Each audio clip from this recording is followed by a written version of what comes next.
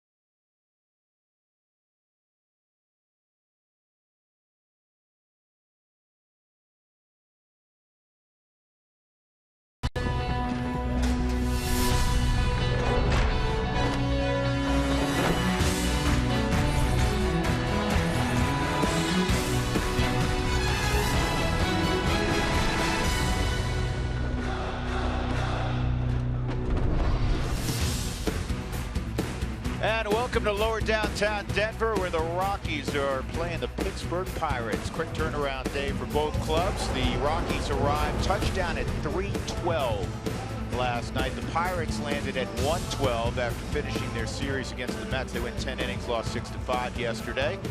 Chad Bettis jogging out to the mound. Chad got more sleep than anybody. Chad took a flight home yesterday afternoon, so he could get a full night's sleep. Take a look at the rest of the Pirates lineup. As you see John Jaso there, he'll lead things off. The Southwest batting order today for Clint Hurdle will feature Andrew McCutchen, still trying to get going. He's at 251. He'll bat second. Then Gregory Polanco, Starling Marte, they're both over 300. David Freese has been swinging it well. Josh Harrison, one of the league leaders in batting average at 322. Jordy Mercer at shortstop, batting 7th. The backup catcher, Chris Stewart, will work today. And Jeff Locke, who has pitched well against the Rockies recently, will be on the hill. Here we go. And the first pitch of the ball game is a ground ball. It has eyes, and it's up the middle. A lead single for Jaso, who's really done well in first innings this year. Yeah, hitting 359. Now he's 15 for 40 in the first inning of a ball game. Well, today for Chad Bettis, it's a rematch of a game that we saw way back in April. These two guys between Chad Bettis and Jeff Locke.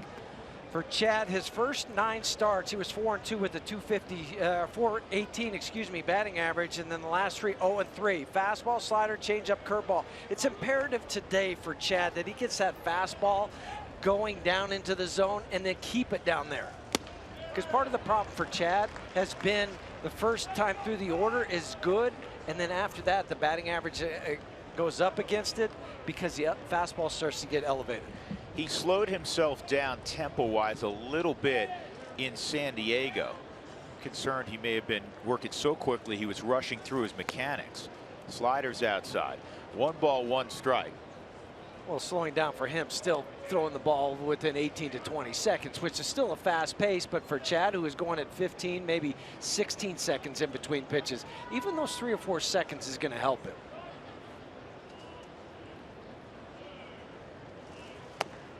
And that misses. It's 2-1 on McCutchen. The Pirates have won 5 of the 6 meetings with the Rockies this year. The Rockies' lone victory was at PNC Park. Bettis was on the hill on that Sunday that ended after 1 inning, and then Rockies had to stay on what would have been their off day in Boston and play Monday, and they didn't have a lot of life on Monday. They lost that game. They already had a lead in that Monday affair against Juan Nicasio, or excuse me, in that Sunday affair against Juan Nicasio. You know, woulda, coulda, shoulda, who knows how it would have turned out. It had a better feel to it certainly on Sunday than it ended up on Monday, and the Pirates ended up taking 2 of 3 there. This is the final matchup this year. 2-2, and that's up and in on McCutchen. 3-2. Yeah, just knowing that game Sunday that was rained out eventually, that Chad, you liked the matchup. You liked the way it was going. He had gone out there, was throwing darts in that game in the first inning. And Nolan had the triple to drive into Adames, and then 3 hours and 37 minutes you're waiting for it to stop raining, and it didn't. Is that how long we waited that day? Yes, indeed. 3-2, and McCutchen tips it foul. 89 degrees is the temperature that we've been handed. Now the thermometer on the scoreboard has moved up to 90, and believe me, it feels every bit of 90 degrees. Great to see. They seem to battle the last couple of years, Huey, in April and May. Well, with rain and cooler temperatures. Jaso takes off, and this is fouled off. I am convinced there would be more appropriate days in February the last 2 years to play in downtown Denver. And maybe even in late January. Yeah. But I'm not going to complain. 90 degrees feels good. You don't have to worry about getting layered up with all the Under Armour stuff. And take the heater out from under our table you here. finally moved it, didn't you? Yes. Jaso not going, and this ball's hit to deep center field, and it is caught out there by Blackman, who got a great read. 1 out.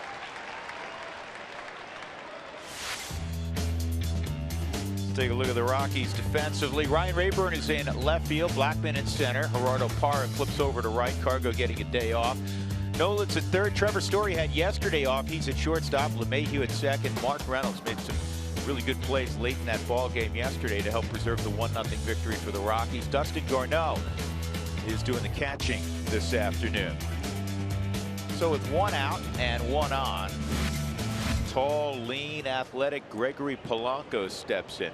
You know, recently Pittsburgh was playing the Marlins, and an old friend of yours who I know you feel is the best infield instructor you ever had, and I've heard that from other players, Perry Hill, was remarking that the Pirates, he thinks, are the most athletic team that he's seen in baseball, and the Rockies have seen, you know, some of the top shelf teams, Boston with their young athletes, Chicago obviously, but I tell you what, I don't think you can argue with that assessment, can you? No, because they can do it all. They can go first to third. They can steal bases. They have 45 stolen bases as a team. That's second in the National League. Only Milwaukee has more. And it's not just about the stolen bases. It's about being able to manufacture some runs if you have to. Scoring from third base on a short fly ball to the outfield.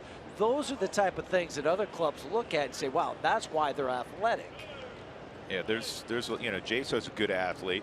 McCutchen, we know, is a great athlete. Polanco's a great athlete. Marte, you know, Josh Harrison, Jordy Mercer's a shortstop. You know, he's an athletic guy. Get foul. Go turn, foul. turn. It is a foul ball.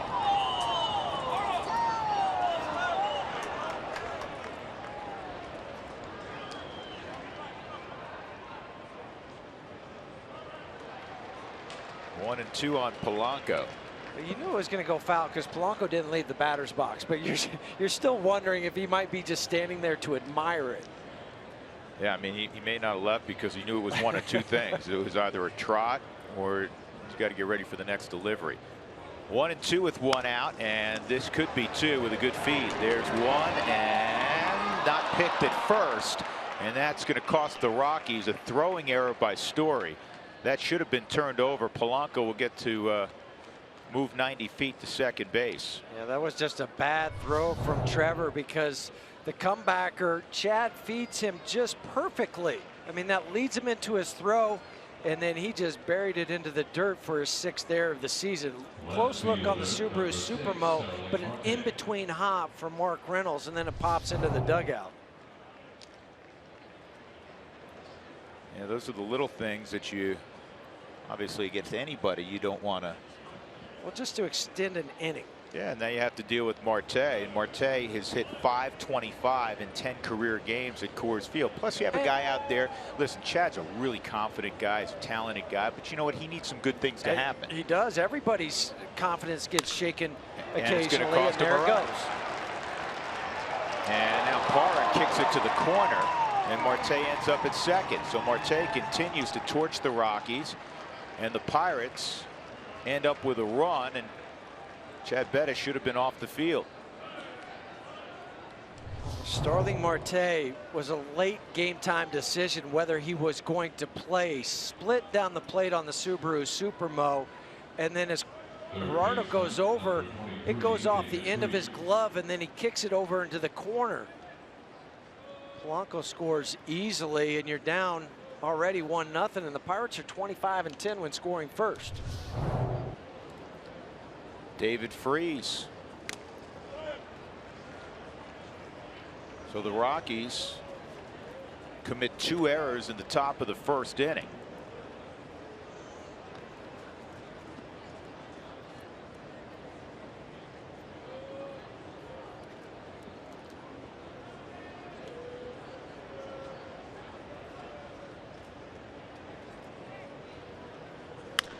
Ground ball, that's foul, fortunately.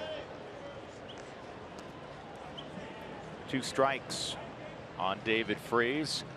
Join in on the conversation today, every day. Thoughts, photos, questions, send them on your favorite social media platform. Include the hashtag Toyota Talk, and we'll get to some of those as the afternoon progresses.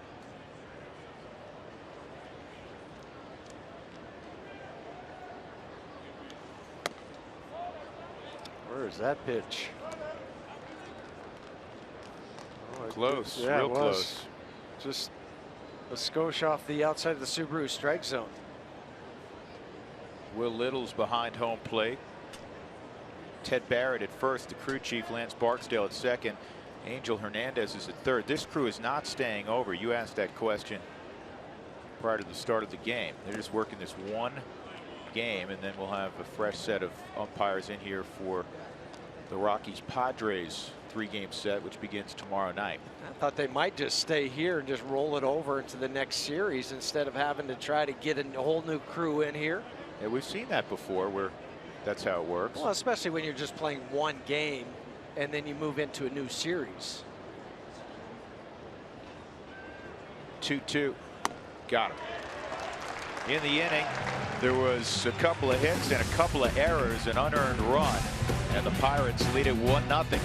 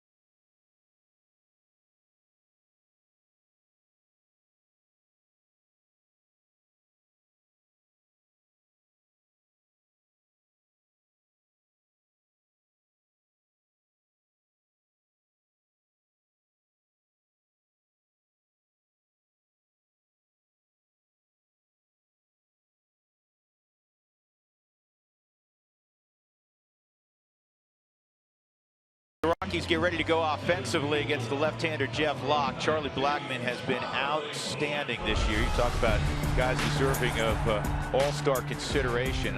Charlie certainly falls into that grouping. Southwest lineup for Walt Weiss. DJ LeMahieu will bat second. Nolan Arenado will bat third. Ryan Rayburn, Trevor Story, Mark Reynolds, Gerardo Parra, Dustin Garneau, and Chad Bettis. Good numbers for DJ this year against the Pirates. Jeff Locke matched up with Chad Bettis earlier this year in April at Coors Field. Pirates won the game. Locke went 6 shutout innings. And Locke is locked in, Huey. Well, he's won his last 4 starts. Yeah, and 5 out of his last 6. And those 4 starts, 4-0 with a .221 batting average against. And this is looped to left field, a base hit.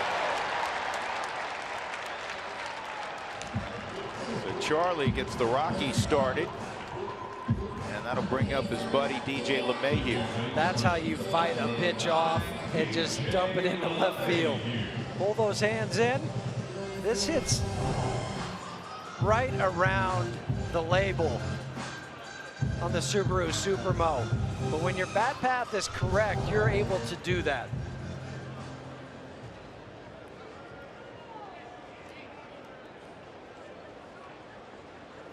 Good hit and run man in LeMahieu.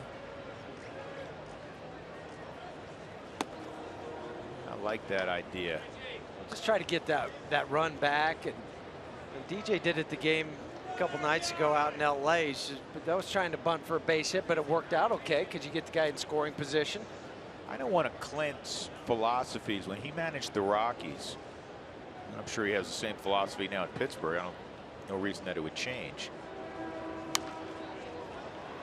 Is that if you can score in 3 innings, not the number, but if you can put up markers in 3 different innings, you're going to win more than you're going to lose. And if you do it early in the game, because we know what back ends of bullpens do now. It's harder to score off them when you're talking about guys that are coming out in the 8th and 9th inning. So you think about just innings 1 through 7, scoring in 3 of those innings.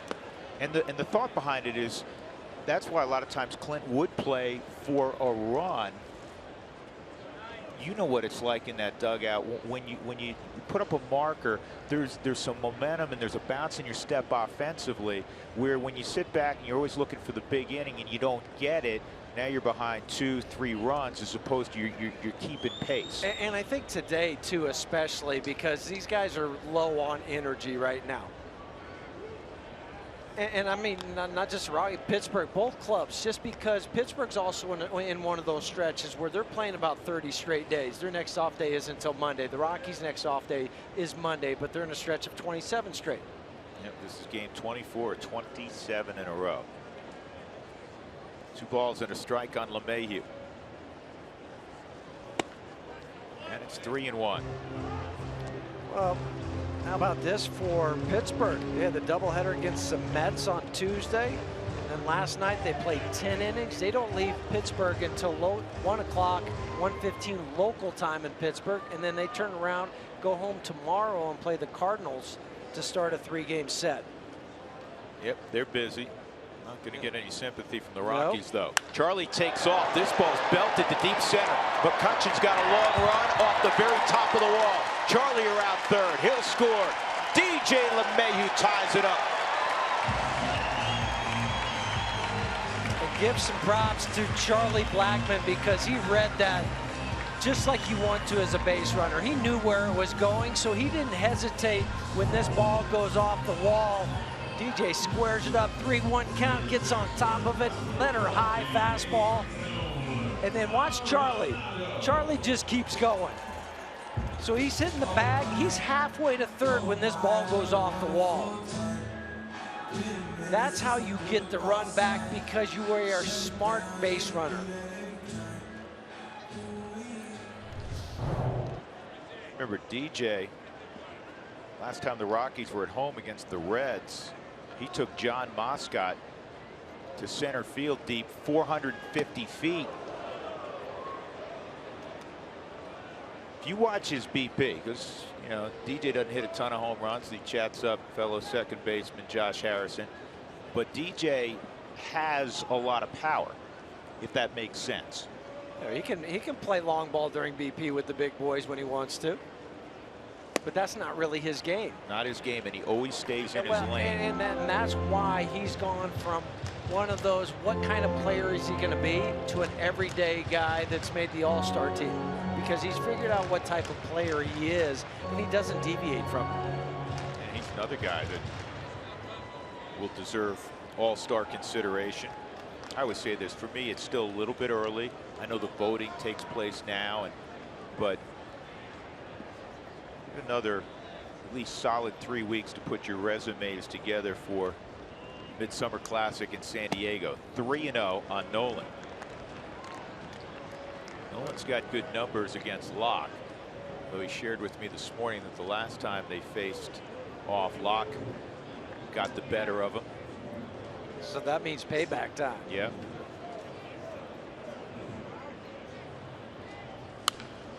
Byron 3-0. It's fouled off.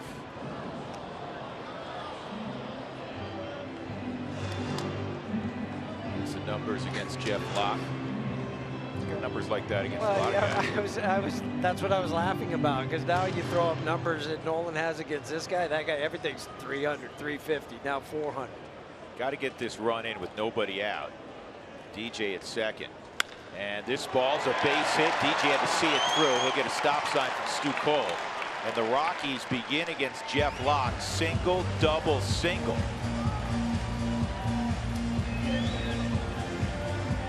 Coming out with your hitting shoes when you get home late. Now Nolan, just like DJ, though, both of these guys were ahead in the count 3-1. And they've got fastballs to hit. DJ, as you said, Drew, had to wait just for a brief second, and you don't really want to run on the arms of the Pirates. All of them have above average arms out there. Yeah, this is a phenomenal outfield. The Rockies have a great outfield. This outfield is, we talked about athletic ability, bringing a lot of tools. Here's Rayburn. Look out. Whoa, that went in the dugout. That's a wake-up call. Are they going to give it back? Ryan sheepishly coming over to the Pirates side to get the. My bad. He's not going to grab some more pine tar or a stick. That happened to you in your career? Most of the time, though, it wouldn't go in the dugout. If you let go of it, it'd go down the line. But yeah, I think everybody that's played has let go of the bat at some point, whether it's the perspiration or the just not enough pine tar, just slips out of your hand. And what happens to days like today with the batting gloves? The batting gloves will get a little wet on you, and that'll also cause it to slip.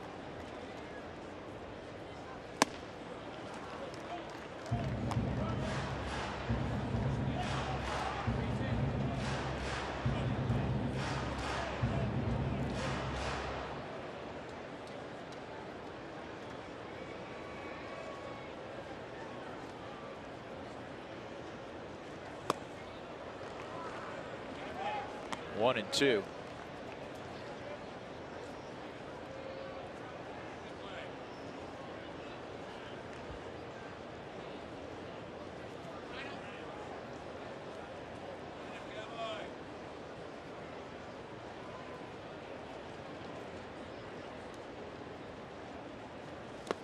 Two and two on Rayburn.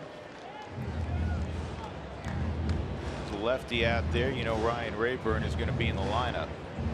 Rayburn hit over 300 the last few years against lefties. So far this year, 244. He's actually hit better against righties, 295.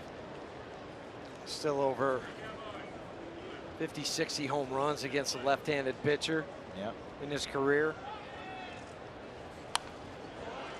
This is one of those ones, and it takes me back to the series against the Dodgers. The Rockies won two out of three in LA, first time in more than 2 years, Huey. They struck out 35 times, 15 2 nights ago. They were double digits last night. You can't have empty at bats. No. In this situation with Travis, you got to get the ball in play. If he gets the ball in play virtually anywhere, you're going to get a run. Yeah, with DJ Speed at third base, just get the fly ball in the outfield, because they would throw to second base to keep the double play in order. And there's so many options for you hitting wise. And when you're thinking about hitting against a pitcher like Jeff Locke, there's really only two pitches that he throws. It's a fastball and a changeup. He throws those 93% of the time. So put the other ones out of your mind, the curveball or the slider. What he's good about is staying out of the middle of the plate. 3 and 2 now. But in this game, he's scuffling, because that's all over the Subaru strike zone. He's throwing 19 pitches. You put Nolan in motion here, Huey? It's hard because Locke, I probably wouldn't, only because Locke is very good with his move to first base. This ball is hit well to right center field, and deep's got legs off the very top of the wall. Around third comes Arenado, following LeMahieu to the plate. Rayburn to third with a triple, and the Rockies lead it 3-1. Second triple of the year for Ryan Rayburn. Who needs sleep? Well, obviously the bats don't, because they've come out smoking today. They're about as hot as the weather is, 90 degrees. How about all of these swings right here, belt high, very nice. Swing again from Ryan Rayburn on the Subaru Supermo, and they are not missing any mistakes that Jeff Locke is throwing up there. 22 triples now here at Coors Field.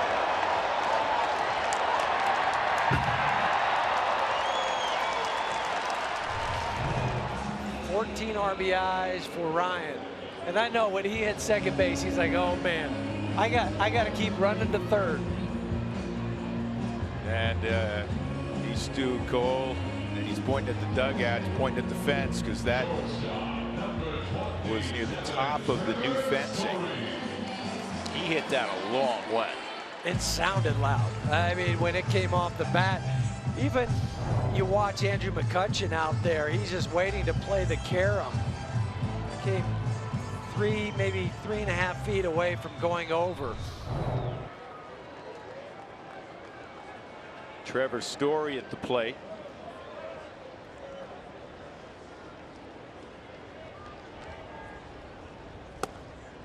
And a called strike. Trevor did not play last night. On Tuesday night, he had a 4 strikeout ball game, and so did Carlos Gonzalez.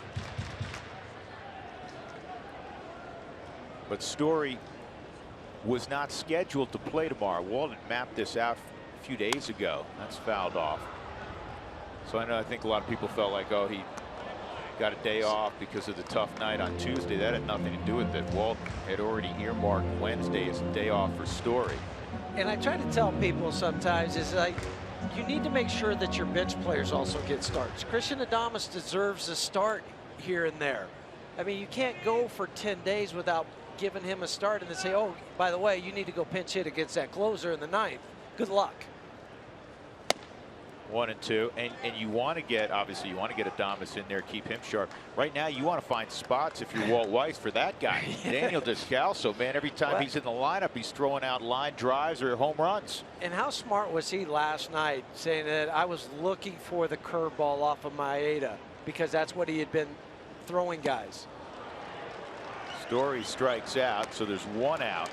Rayburn still at third. This is a big at bat for Reynolds. You can't leave Rayburn there. Infield's back. Well, Descalso, the hero last night, along with, obviously a great pitching performance by Chris Russin in the bullpen. But Kenta Maeda was outstanding. 9 and Descalso strikeouts. threw out that base hit. I mean, he was just carving the plate up. Off the plate. But Chris, kind of Houdini act after that misplay at first base, only 1 out, gets a punch out and a ground out, keep him off the board. 2-0. This will be a nice little test as Mark has at times, we've talked about, cut down on his swing this year. He's hitting for a higher average. The strikeouts are down. Got a 2-0 count to work with. That was not a cut down swing. Yeah, but that was a changeup. You're sitting fastball 2-0, and that's what Locke does to you. Somewhat like Maeda, but Maeda uses 4 pitches, and you never know what he's going to throw. No, and what arm angle it's going to come from. No, he's all over the map with that. Will Little calls it a strike. It was on the Subaru strike zone, but because of the changeup on pitch number 3, he was leaning out over the plate. So that's why he backed him up coming inside. Just get it in play. 3-2. Parra's on deck. There's so much room right now on the right side of the diamond. The only guy over there is John Jaso. He just hit a 20 hopper towards the second base area, and you're going to get a base hit and an RBI. This is going to get the run home. Mercer has a long throw, will get him, but a nice job by Mark Reynolds. Got it in play, and the Rockies get a 4th run. 4-1, Colorado leading. 18th RBI for Reynolds. Get high fives going in both directions in the dugout. I mean, you got Reynolds and you've got Rayburn. So which way do you start? So with 2 outs, Parra will come up. A reminder, when the Rockies score 7 or more runs, and they're well on their way this afternoon, go to participating Colorado Taco Bell locations the next day. Do it between 4 and 6 to get your Rockies taco special.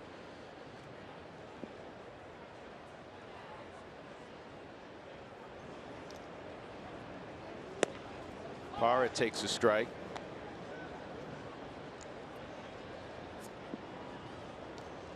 So the first 4 all had hits for the Rockies, and all have scored.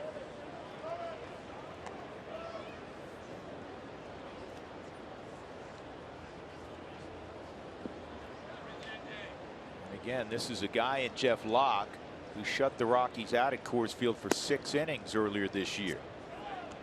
And he's also been a very hot starting pitcher.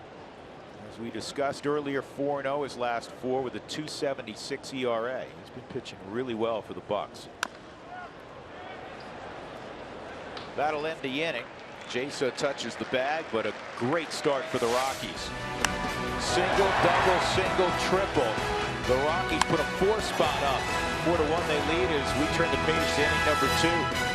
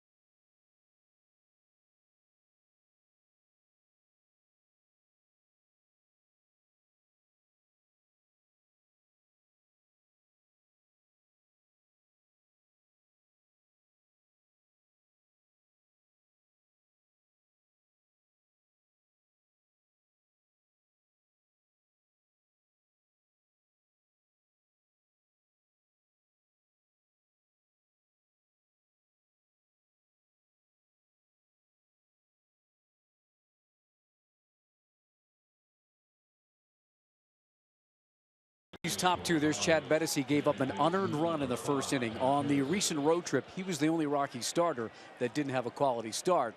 He wants to get back into that rhythm, and he said that, like hitting, pitching is contagious. If we want our bullpen to have success, I think we have to go deep in the games, and that's something that we hold each other accountable for.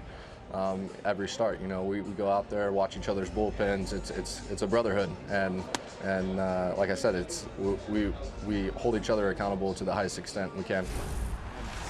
Drew and Jeff, I've heard him say that over and over this year. It's a brotherhood out there amongst the starters, and you can throw the guys in the pen in, but the starters feel that way.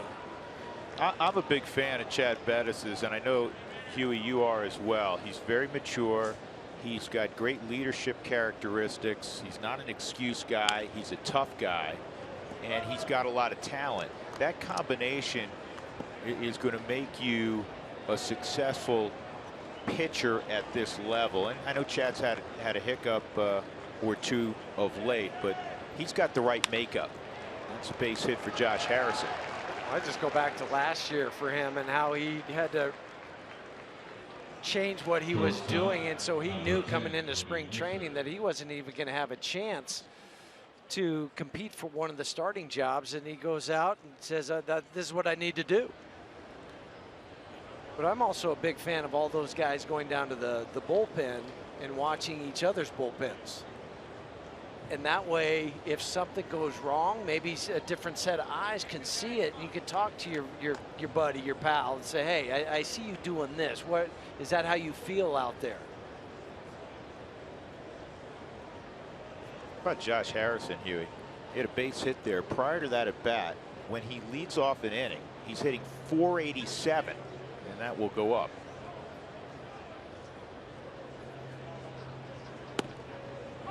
Mercer takes a strike. Jordy, a career .370 hitter against the Rockies. 25 career games. Pirates trying to make the postseason for the 4th straight year. They are in a very tough division. This is in the air to Charlie. Pirates are 9.5 back behind the Cubbies. That's got to be somewhat demoralizing. That's why I love that baseball added the second wild card. 3 teams came out of the Central last year. He had a 98-win team that didn't win their division because the Cards won 100. But I'm with you. I do like that added wild card, that just a one-game intensity. Pirates I'm have not sure the Pirates like it because they haven't won it. But at least they're there and they're competing and have a chance. Now here's the thing, from a drama standpoint, I'm with you. I enjoy. I mean, it's a Game 7, man. That's what it is. It's winner take all. However, when you play the marathon, that's 162 games, and you make the postseason, it's harder to make it in baseball than any of the other major professional sports by far, because they take less teams. You ought to be able to hang around a little bit longer, even maybe two out of three. 2 out of 3. Yeah, maybe 2 out of 3. Yeah, I know you want to reward the division winners, but and I know then it gets into the logistics of travel and into November, and I get all that. We'll just cut off the day off in between. Tell you what, the CBA's up at the end of this year. You know, maybe if you go back to 154, a few more days off. Who knows? Yeah. Stewart takes a strike. It's 1-2. That's why those things are negotiated. That's right. Pirates have never made the postseason 4 straight years. Of course, they went 20 years without making it, more than 20. Had to go back to the Leland days where they were capturing the NL East, 90, 91, 92 with Bobby Bowe and Barry Bonds. Andy Van Slyke. Got it. Wow. On a 1-2 pitch, Bettis plunks Stewart, and now you have 2 on with the pitcher coming up Locke. And you had him set up for a slider away, fastball away, but that just runs into the left arm of Stewart on the Subaru Supermo. And that's unfortunate, man. You're 1-2 in the count. You put him away with 2 outs. You have the pitcher coming up. Instead, you just prolong the inning.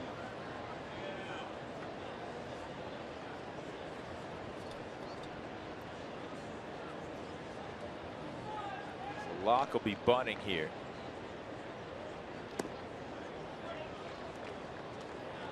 Good speed with the lead runner at second in Josh Harrison.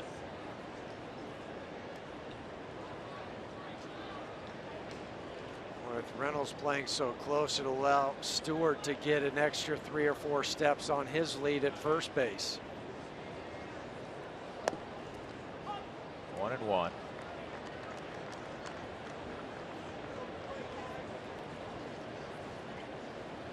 Jeff Locke at the plate's tied for the National League lead in sacrifice bunts with 5.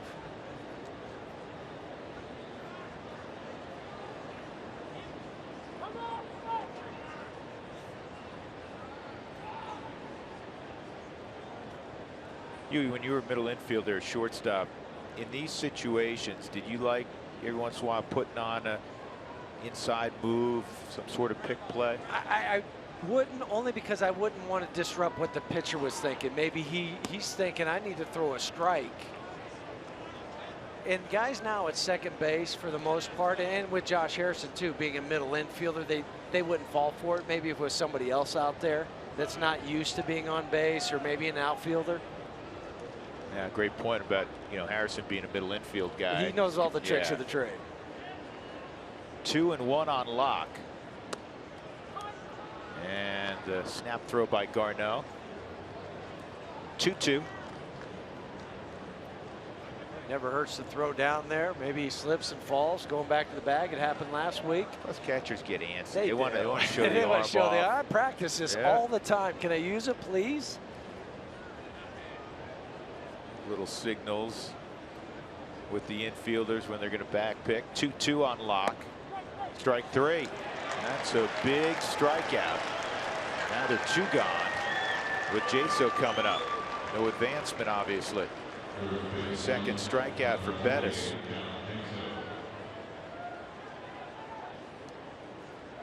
Jaso rolled the ball up the middle, leading off the ball game.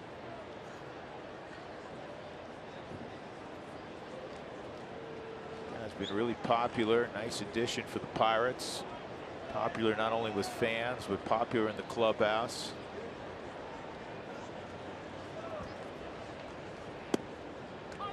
And they needed a leadoff hitter. And he's filled that role for them.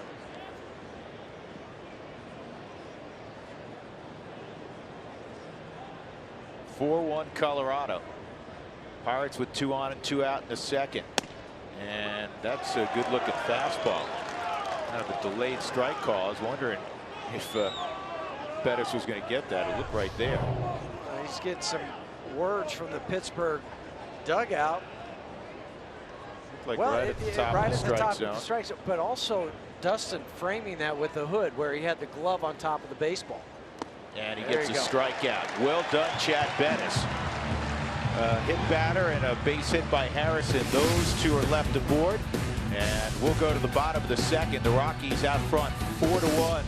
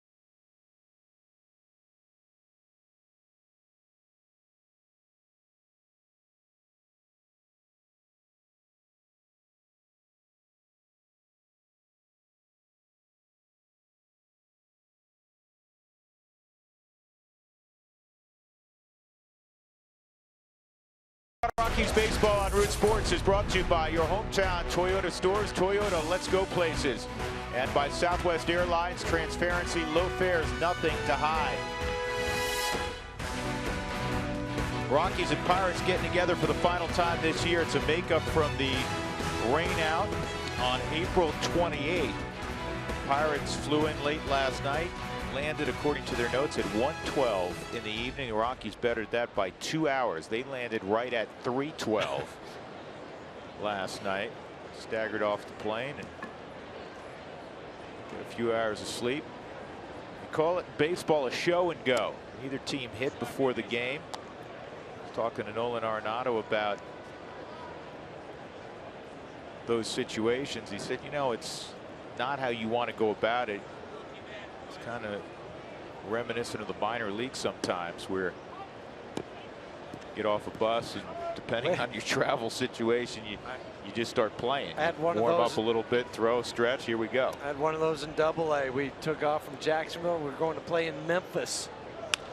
Down the line, that's a fair ball for Dustin Garneau. Long run for Starling Marte, and the Rockies catcher has a leadoff double. Kudos for Dustin, what he's been able to do after being recalled. Bats providing him with some punch. 5th double this season, right down the line past David Freese. Yeah, Garneau in his last start was 1 for 3 and a walk against the Dodgers. I'm with you. Every time he gets an opportunity to catch, he does something positive on the offensive side. Bettis pulls the bat back. Just tell his confidence level's high right now. And that takes us to Tony Walters. Tony's the birthday boy today, turned 24, and Tony's feeling much better. He's going to go out to Albuquerque after the game today. That's a good bunt. Nice job. He's going to go to Albuquerque, play a couple of rehab games, and if all goes well, and one would assume it would, he'll be ready to go on Sunday, his day that he's able to come on. Adam Ottavino, we got great news on Ottavino. He's going to Modesto. He already left, in fact, and he will pitch for the first time at Modesto Monday. He's going to be there for several days, and then will move up to Albuquerque. All of his work, side session, simulated game, extended spring, have been brilliant. Can't wait to see Adam return to the big league hill. Just all the hard work he's had to go through recovering from Tommy John. Yeah, this is popped up. Blackman pops to short. Now there's 2 outs. Second baseman, number 9, DJ LeMahieu. Lock, that first inning was rough for him. 34 pitches, was 3 of 7 first pitch strikes, and he had 4 3-ball counts in that first inning. That's what the Rockies took advantage of. They'll try to sneak another one across with 2 outs now. LeMahieu nearly hit a home run his first time up to dead center. He hit it off the top of the wall. Rockies flirted with a couple of home runs in that 4-run first. LeMahieu to center field, and about 50 feet to the right of where DJ hit it, Ryan Rayburn hit one off the very top of that new fencing, and that was a 2-run triple for Rayburn.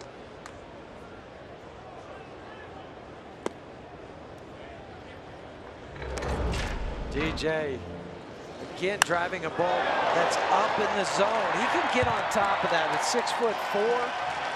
Some guys have trouble doing that. Not DJ. He can bring those hands up and then just take the barrel to the ball. He can hit a variety of pitches. He can do that. He can hit the ball that's down too, and sometimes that's not the easiest thing to do. 2-0, 3-0 with Nolan on deck.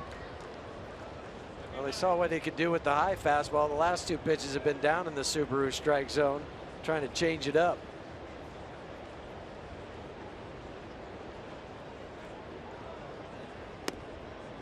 And 4 pitches out of the zone. DJ goes to first, and that will bring up Nolan Arenado. Nolan with a sharp single to left his first time. That just looked like Jeff Locke was pitching around DJ. It looked that way, and then you look in the on-deck circle and you said, unless he plans on making a trip to Bellevue, why on earth would you pitch around anybody to get to Nolan Arenado, with all proper respect given to DJ? That's what I can't figure out, but that's the way it appeared when he was throwing those pitches. And maybe it's just DJ not fishing for some of those pitches that he was trying to throw.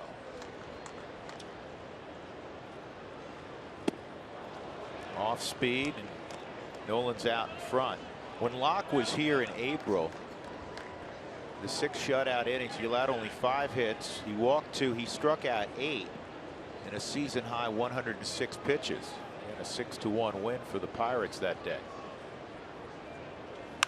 That is fair, down the left field line. Come on home, Dustin Garneau. DJ's going to score easily as it kicks around in left field. And Nolan Arenado comes through with 2 outs. And it is 6-1 Colorado. 2 more ribbies for Nolan. He's got 51. Well, that's why you don't pitch to him. Another 4-seam fastball that is barreled up on the Subaru Supermo. It's 123 doubles as a ball club for the Rockies. Then it kisses off one wall, goes off another wall, allowing DJ to come all the way around.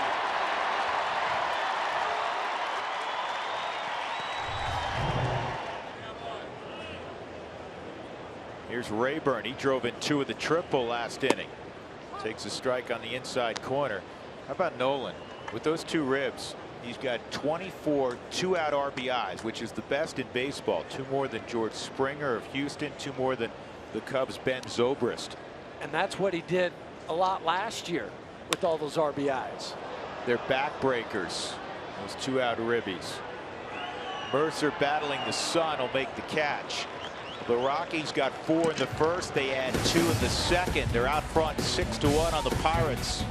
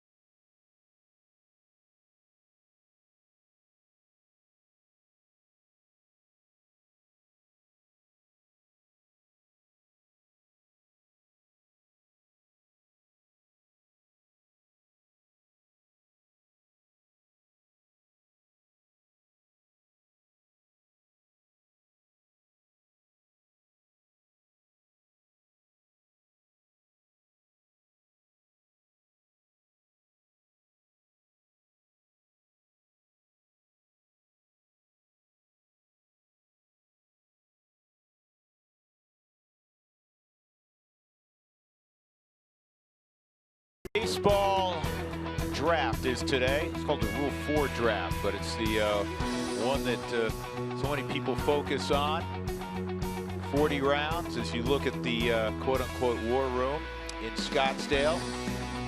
Jeff Bridich, Billy Schmidt will be leading that room, and the draft will commence at a few minutes after 5 o'clock Mountain Time, 7 o'clock in the East. The Rockies have the 4th pick overall, 3 in the first 45, and after the Rockies select, and it's about an hour or a little more than an hour away from making that selection, we will endeavor to get some sound from down in Scottsdale. The Rockies have pick number 4, number 38. They have number 45, also number 81, and then in rounds 4 through 40 they will pick 4th each round. This year's draft has some depth to it. There's not necessarily a guy that screams superstar. But not that clear cut guy, yeah, like a Strasburg, right, or a Bryce Harper. But the clarification should be that, especially for the high school kids and even for the junior college kids, or a kid coming out of 3 years, say, of playing in a major college program, as you know, Huey, you don't know what guys are going to be. No. That's why you have guys that get drafted well after the first round that turn into superstars, guys like Paul Goldschmidt. There've been plenty of first rounders that don't pan out. It's an inexact science. Look at that 2011 draft for the Boston Red Sox. How many great players they ended up plucking out of that 2011 draft. Yeah, and guys that came later in the draft for them. That's why it's so hard, and tip of the cap to those guys that are out there every day. They're driving the miles on the car. They're flying to go see this guy, the cross checkers that go out and see guys and have extra eyes on them. Just trying to get that one pick, that one last look. Cutchin at first, a lead single. Polanco has a 2-0 count. The lifeblood of any organization. I don't care how deep your pockets are, those scouts will evaluate. 2-1. Polanco not pleased.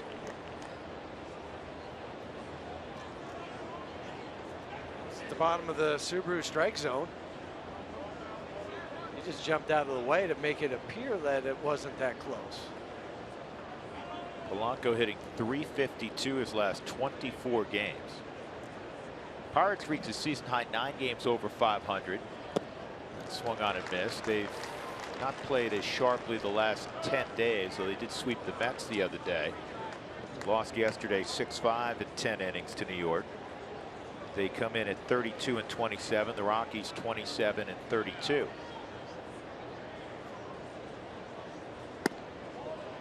Just missed.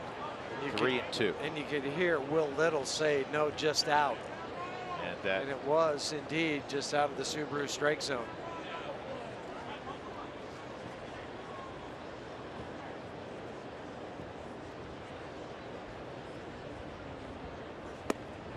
strike 3. Polanco is gone. 1 out.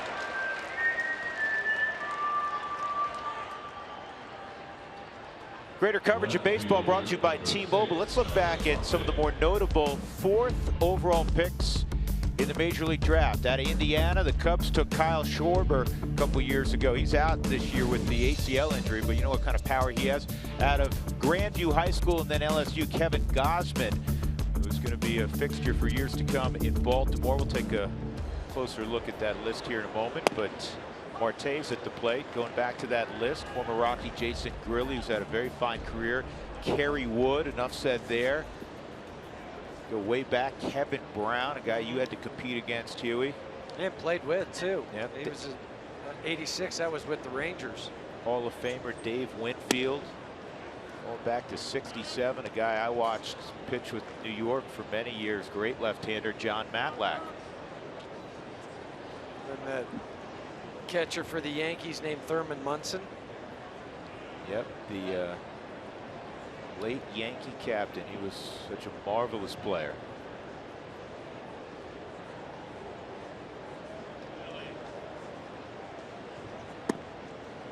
Two and one. Somebody recently told me a story. They were a minor league player, and they thought, you know, I have a chance on the hill, and then they ran into a team they were playing, and the catcher came up and hit one about 6 miles against him and really humbled him, and realized that maybe his future wasn't as bright as he thought, and that catcher was Thurman Munson. Well, that probably would discourage you, but then when you think about it afterwards and you know what he did in the big leagues, right, and how many times he did that to a major league pitcher, maybe I would have had a chance. Yeah, maybe I shouldn't have felt so bad about that. 2-2 on Marte, 1 out. McCutchen at first. The Rockies in front 6-1 on Pittsburgh. Marte drove in a run with a line single to right in the first. It was an unearned run. The Rockies made 2 errors in the first. They had a double play ball. Should have been a 1-6-3, and Trevor Story misfired to first, and the ball went out of play. So Polanco went to second, and then Marte drove him in. I'm sure they'll start McCutchen with this 3-2 count. He's not going, and that hit him. It would have been ball 4 anyhow. That's the second hit batter by Bettis. So Bettis, you know, has been navigating traffic in the first 3 innings. He's got 2 on with 1 out. Freeze coming up. And Chad had come in with 2 hit by pitches, and now he has 4. That was a slider, unlike the first one. That was a fastball. That was a slider slipped out of the hand from Chad.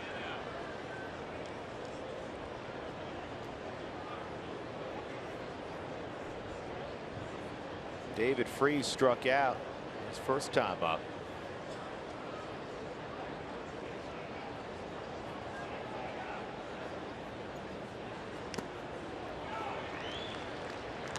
Freeze swings and misses.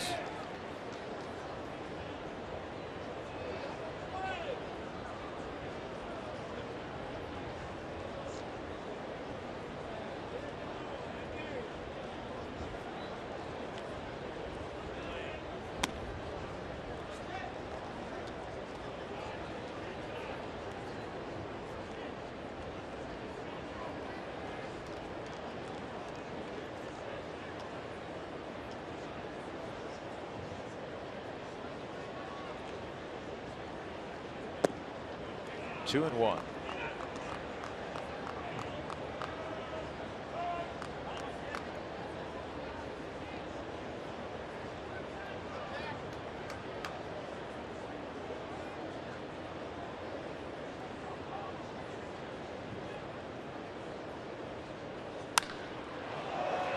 deep right field. Parra is going to watch this thing sail out. 3-run home run, and the Pirates are right back in the ball game. 6-4. 5th home run for David Freese, and that is something that's really been plaguing Chad Bettis, the long ball. 12 home runs given up by Chad.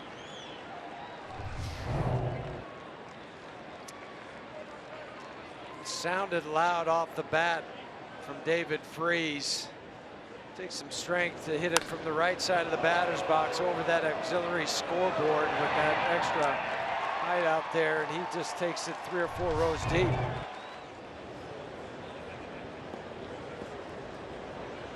Well, we have a moment. I'll tell you, you don't want to miss the action when the Yankees come and make a rare appearance at Coors Field on June 14th and 15th. Get your tickets today. Second baseman, number 5. For Chad, in his first 9 starts, he was allowing less than a home run per 9-inning pitched, but the last 3, about 3.5 home runs per 9 innings. And again, the base hit by McCutchen led the inning off, but then Marte would have walked. He was actually hit on a 3-2 pitch. So you add a guy to the traffic load, and then you give up the home run, and this ball is going to go to the right field corner, and Josh Harrison is going to have a double. This is kind of, I hate to say it, more of what we've seen the last few outings. A lot of balls barreled against Bettis. Chad gave up 10 hits in his last start against San Diego, and that's career number 100 in the double category for Josh Harrison. Stays behind that baseball nicely, drives it to right field. With those 10 hits and 5 innings in San Diego, season high for Chad. 6 hits already in the ball game for Pittsburgh as they hit in the 3rd.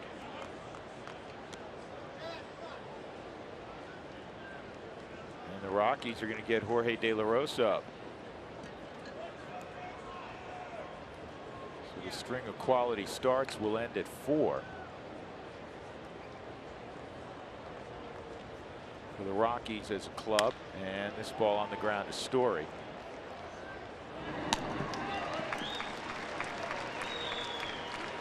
Two outs. So take you back a ways when you're talking about quality starts. The last time they had 5 quality starts in a row was September of 2014.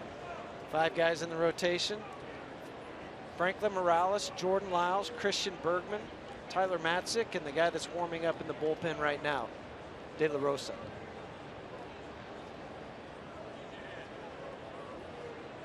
Lyles at AAA. Tyler Matzik trying to battle his way back, and he's had some success lately in small doses. He was just facing a hitter for a while, and his first couple he walked. Then he got some outs. Now he's pitching full innings. Good for him. Absolutely. He's a solid guy. He's a terrific guy. Could not be more in his corner. Wishing for great success. This is line to left. This is going to get a run home. And it's kicked around out there by Rayburn, and now Stewart will move up. So the Rockies elect to pitch to Stewart with first base open, and it's a 6-5 game now. The Rockies have made 3 errors. They had a 6-1 lead, and they've given it almost all back.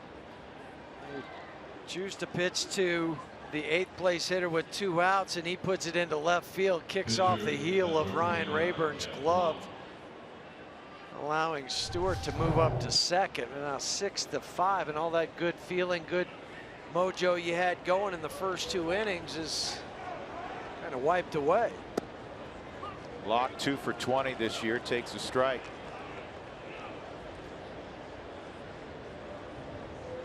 You put a finger on what you're seeing from Bettis as to why guys are squaring him up?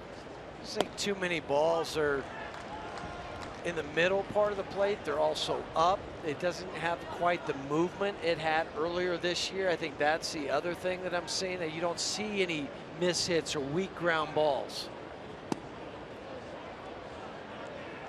1-2.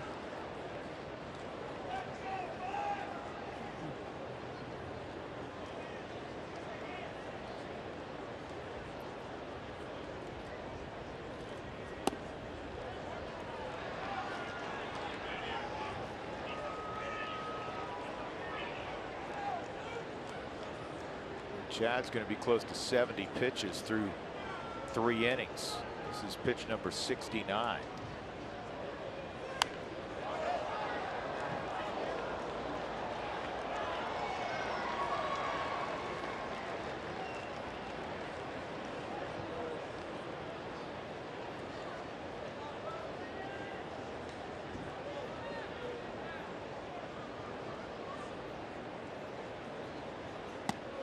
Three and 2 on Jeff Locke.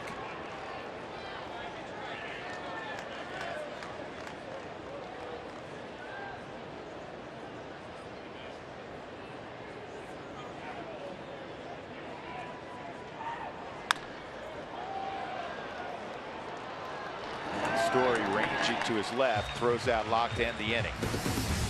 4 runs in the frame for Pittsburgh, and the 5-run lead is all but gone. 6-5 game.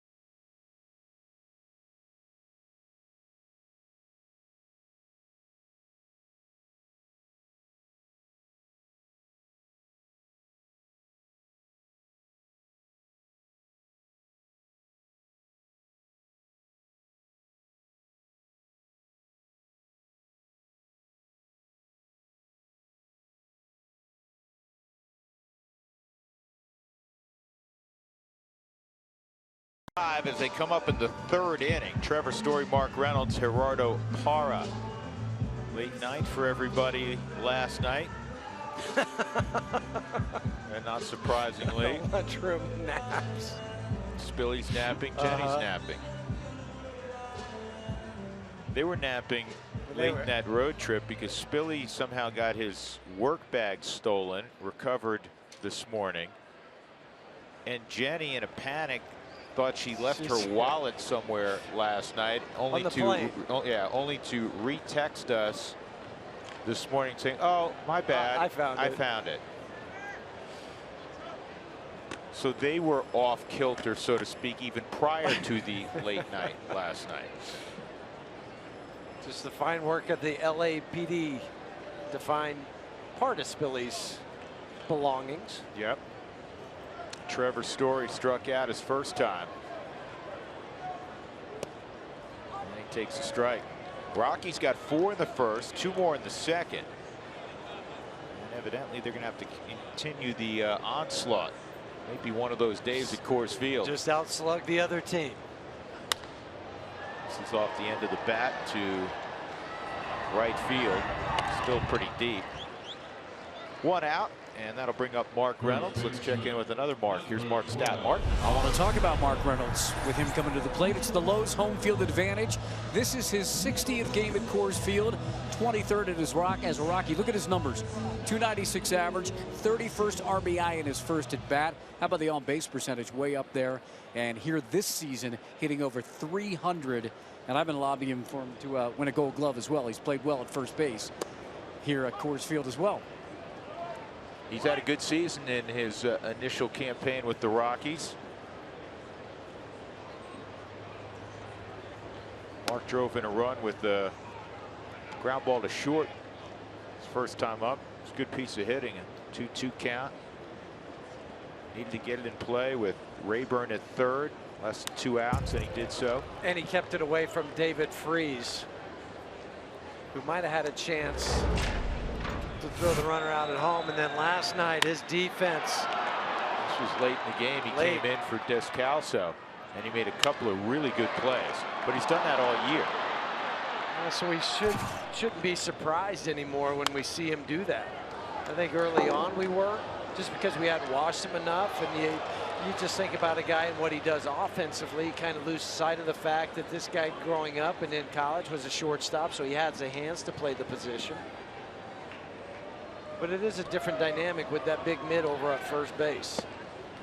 You have to have confidence in that guy as an infielder, that if you throw it in the dirt, because it's going to happen, that he's going to come up and he's going to make the pick and save you. Boy, it always bothers me. You've heard me say this before, and I know you feel this way. When there's a guy that that can hit, and they're looking for a position, and so all you can do is throw him at first. It's a throwaway non. It doesn't matter what kind of ability you have defensively. You can just throw him at first base. Don't worry about it. He only handles the ball more than anybody else besides the pitcher and catcher, but we'll just put him at first. Think about all the outs that have been saved over the years, and the Rockies have been fortunate to have 2 of the best, I think, in Andres Galarraga and, of course, Todd Helton over there. And you lose sight of the fact of how many balls that they save in the dirt, how many errors they save, outs. I'll give you another guy, Justin Morneau, who earlier today signed with the Chicago White Sox. And the White Sox let go Matt Latos, which that was a little bit surprising given the start that Latos had with the White Sox. 5-0 with an ERA below 3 in his first 5 starts. His last 6, he was 1-2 with the 7, but still he is. I mean, he's working on a 4.5, 480, and he's 6-2. But they let him go. Second strikeout for Locke, 2 outs, and Parra coming up. A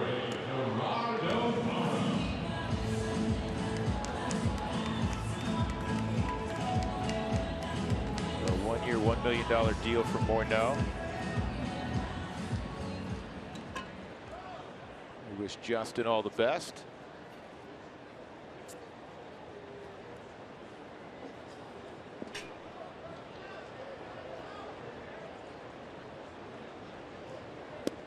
He's going back to a familiar division, the White Sox, after all the years in Minnesota. Know all the hotels, where the Starbucks are. Yep. 1 ball, 1 strike on Parra. He must be fully recovered, obviously, from that left elbow surgery that he had this winter.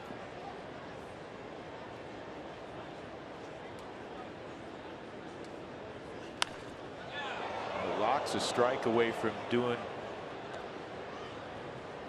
what you always want to see happen when you score a lot of runs, get a quick shutdown inning. The Rockies had all the momentum, but the Pirates took a lot of it back with the 3-run home run to the opposite field by Freese, and then they created another run. And this one is snagged by Harrison, and then a tough throw backed up by Stewart. It'll be an infield hit for Parra. Well, Josh Harrison had trouble getting this ball out of his glove. When he reaches for it, you see the extra step that he has. And as an infielder, when you do that after you've had to make a spin and you don't have a grip, things start to happen really fast on you. So he gets the ball, knows he's going to have to get rid of it anyway to make the play on Parra, but then without the grip, now it's just spinning at 100 miles an hour. He never had it, and then it was, oh, I got to get rid of it. And then the timing of it's thrown off. It is, because your body's still spinning, but you're used to throwing the ball. This ball's well hit, but it's right at the left fielder Marte. So allowed out by Garneau to end the inning. The Rockies through 3 lead the Pirates 6-5.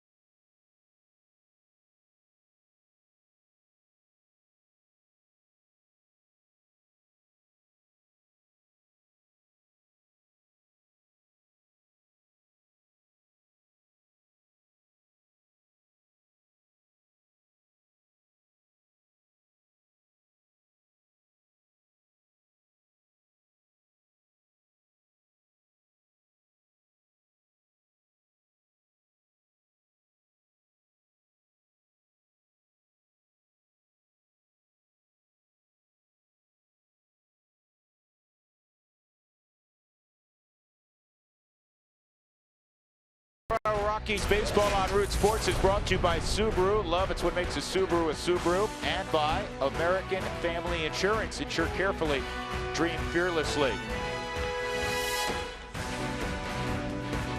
The Rockies leading Pittsburgh 6-5.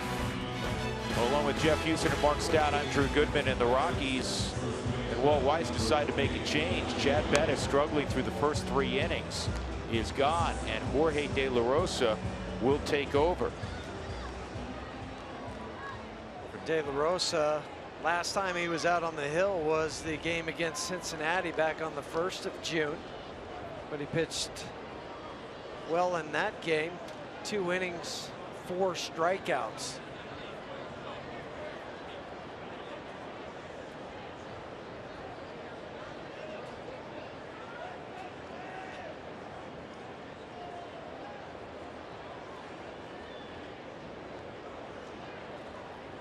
John Jaso, the leadoff man, takes a strike. De La Rosa has a real opportunity here. Throw up some zeros, get in a position to win a ball game. Rockies were up 6-1. It's now 6-5, and another tough outing for Chad Bettis. It's 4 in a row now, and you know when you have a couple, you dismiss them.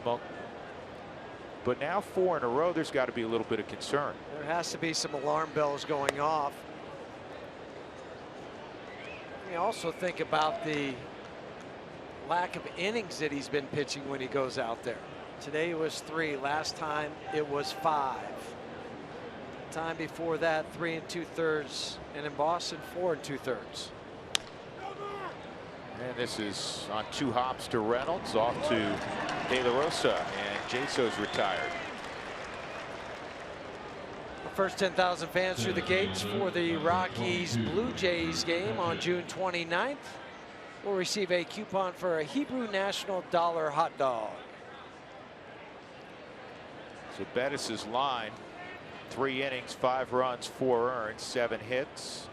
Didn't walk anybody. He did hit 2 batters. He struck out 4. His ERA sits at 5.85.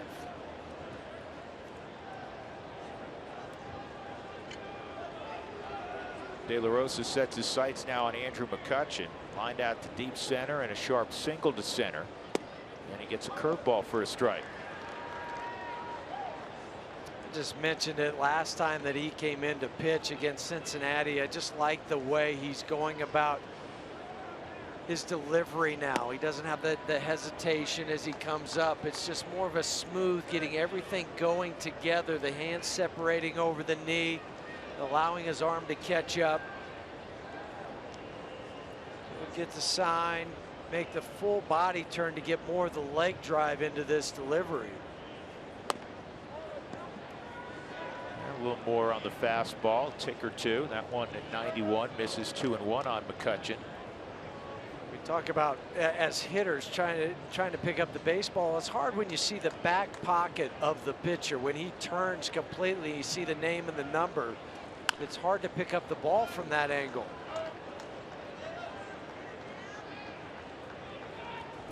That's what I mean. When he turns and you see the full name and number, and then from that the ball comes out, you don't have that same window that you might be used to seeing, or that window is closing real fast.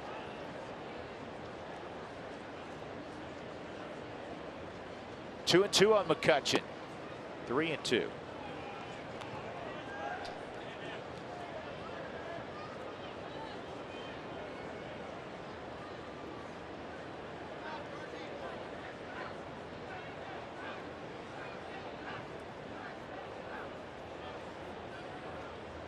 Three-2, struck him out. 2 gone. How about that movement on that fastball? 92 miles an hour, and it had cut on it just from the swing of McCutchen. You can tell this has ate him up.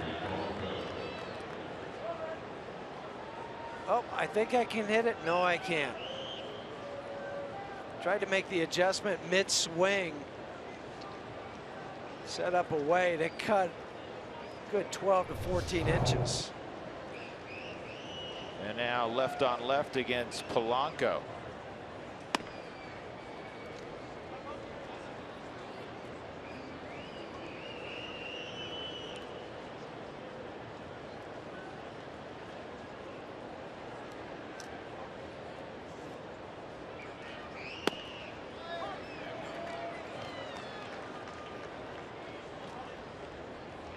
the other thing too we've seen with Jorge coming out of the bullpen is he's not relying on that split finger as much as he did when he was starting. He's trusting his fastball again. Yeah, he was pitching backwards in a dramatic way. More split fingers than fastballs, and I think sometimes when you do that, you lose feel of the fastball. But now for Jorge, he's trusting the fastball, and then when he wants to throw the split, it's there. And a strikeout. This will give the Rockies a lift. In a game, again, they were up by 5 runs. And Bettis struggling through 3. De La Rosa with a really strong 4th inning.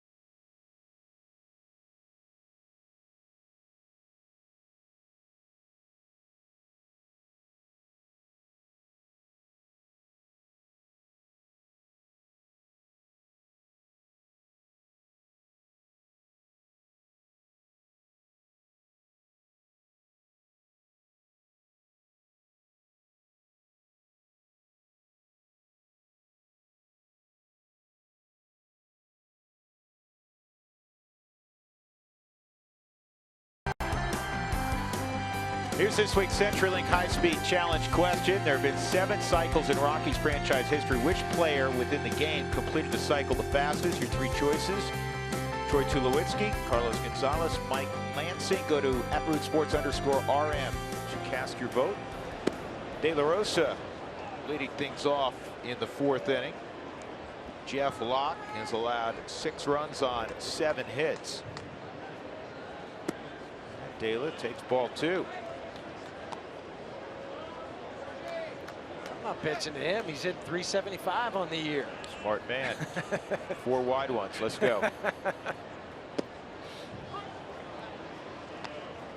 Well, Jeff Locke, like Chad Bettis, he flew in early yesterday afternoon, early evening to get some extra rest. They left tomorrow's starter Garrett Cole at home. He didn't even make the trip with Pittsburgh. Yeah, but Jeff Locke went to the Ziggy Marley concert once he got in at Botanic Garden, so he's probably still fatigued. There's a walk.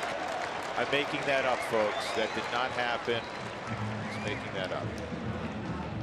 And there's no truth in the rumor tonight that Garrett Cole's going to Game 6 in Pittsburgh to watch the hockey game. Everybody showed up today, most everybody, in the Pirate travel party in Penguin jerseys, because the Penguins, with a win tonight, will capture another Stanley Cup. They had it on the plane last night. You had Sid the Kid jersey on, Malkin.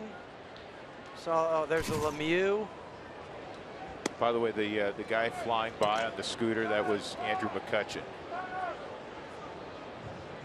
The reason we know that is when we were in Pittsburgh, he was flying by us. That's who told us. He almost took us out. We stopped him to find out when the makeup was. Because nobody knew when the makeup. He goes, tomorrow afternoon. That Sunday afternoon. We're sitting there. When are we playing? What's going on? This ball is high in the air to left center field. McCutcheon's got a long run, and he'll get there.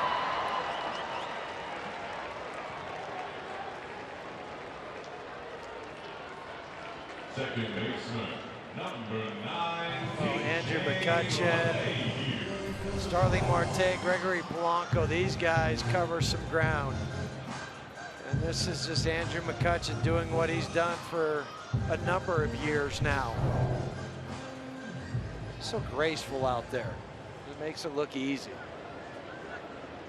He's a very, very fine player who was the face of the franchise, and now, not that he's not the face of the franchise anymore, but you have some youngsters that are The guys that really emerging. the guys that are That flank him. that flank him, yeah, in right field and left field.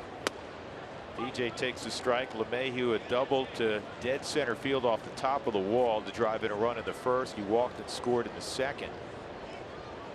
De La Rosa at first base with his first walk since 2014. And this ball's well hit to left field. Get some legs, get up, get out. DJ's got deep.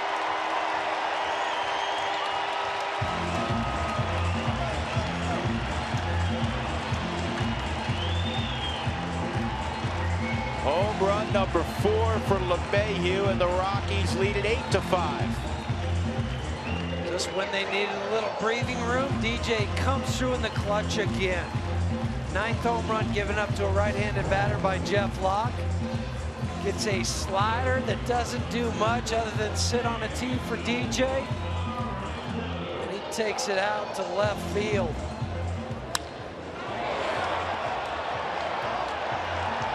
This game had gotten close, and then you just tack on 2 runs to feel a little bit better now with that 8-5 lead. Especially after the inning that De La Rosa threw out there. Great point. Strike on Nolan. Arenado a single and a 2-run double. DJ turning the tables on Jeff Locke. Coming into the ball game, LeMahieu was 1 for 12 lifetime against Locke.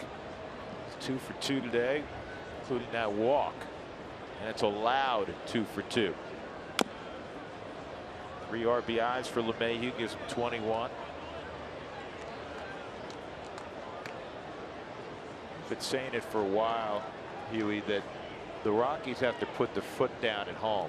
They came into this ball game 10-15 on their home floor. That's not going to work. No, and with that victory last night in LA, you're 500 out on the road at 17-17.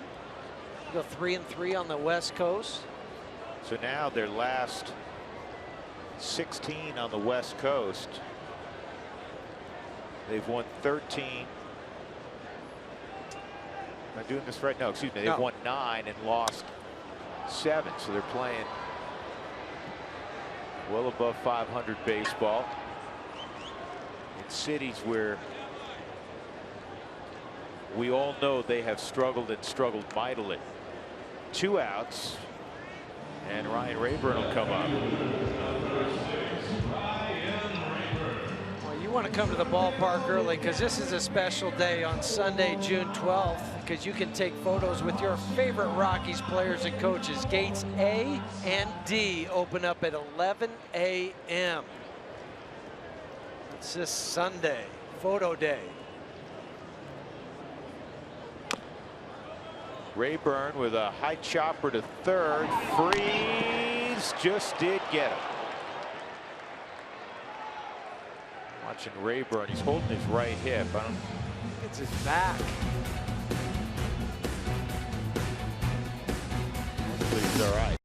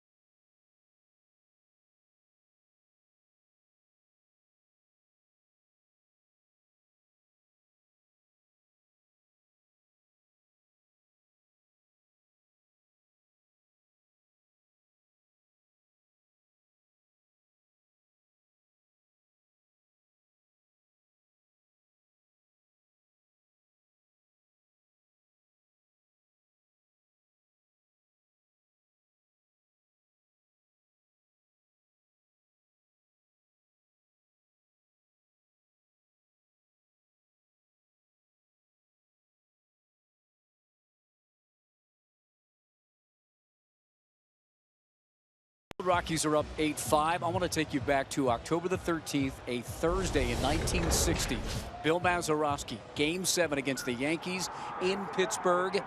The walk-off as Yogi Berra watches it go over his head, and the Pirates win the World Series in Pittsburgh.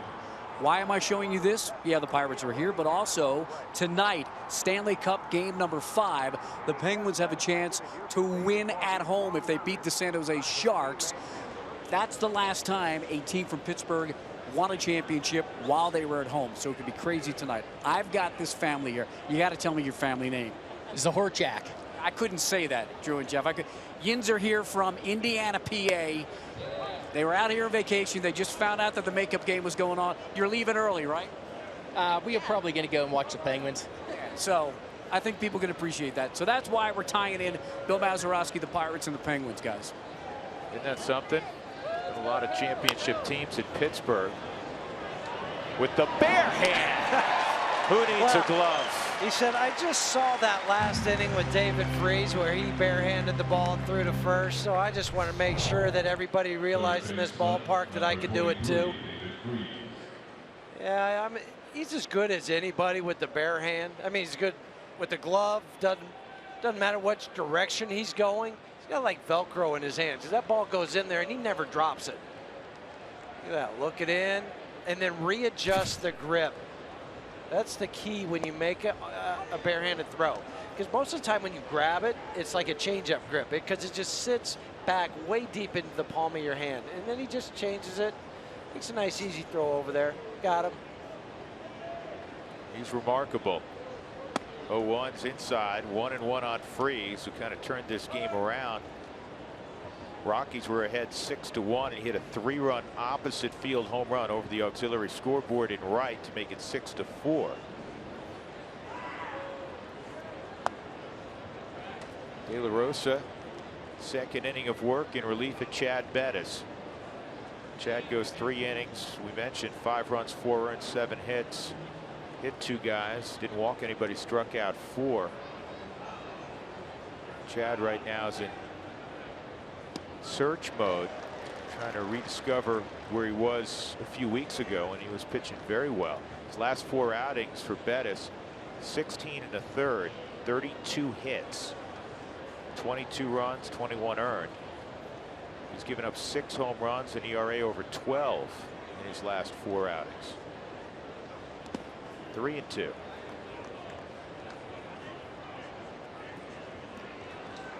This guy on the flip side, De La Rosa, since he's been taken out of the rotation and had a chance to catch his breath down in the bullpen, I mean, he's made some adjustments and he looks like a different pitcher now. Kind of what we're used to seeing out of De La in the past. Yeah. And he goes off speed. That's where he works backwards on a 3-2 pitch. He goes off speed and he strikes out Freese. He has struck out 3 of the first 5 he's faced. And that had the same arm action as the cut fastball that he had struck Andrew McCutchen out in the 4th inning. He comes back with the split finger and it just takes all the steam out of the baseball. And that's the pitch he favors, but he's setting it up better now, Huey, isn't Well, he? he's working ahead and he's setting it up with the fastball because he'll paint the fastball away or he'll come inside. That was a good pitch, just missed, but it's to okay. your point, instead of it being splitter to open the But look how much it just missed off the Subaru strike zone. There wasn't a whole lot of distance there. and then he gets the ground ball, and Harrison is thrown out by Story. 6 up, 6 set down by De La Rosa since entering the ball game, and the Rockies in the middle of the 5th up 8-5.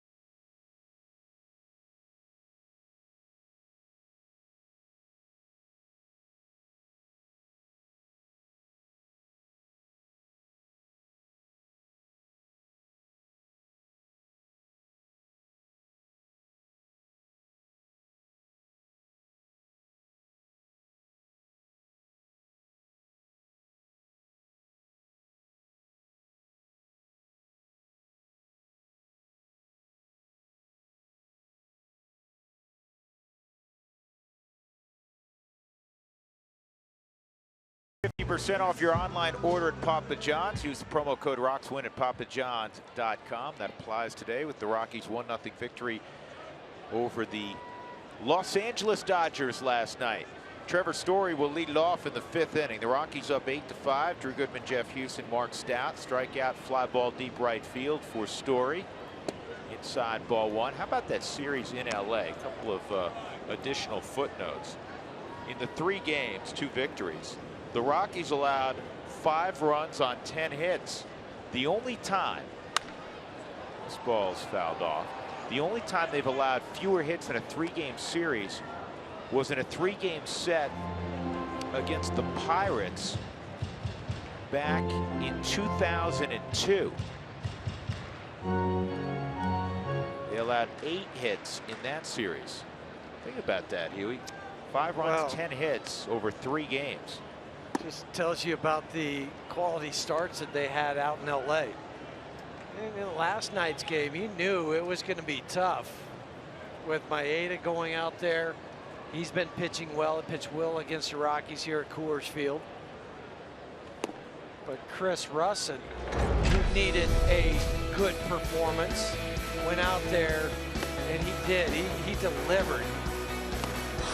Cut fastball, the slider, pitched up and away from the right-handers, and picked his teammates up when he needed to. Great performance by Russin. First road win in quite some time. 92 pitches to navigate the 6 innings. 3-2 on Story. Mark Reynolds on deck. And that's a base hit to left.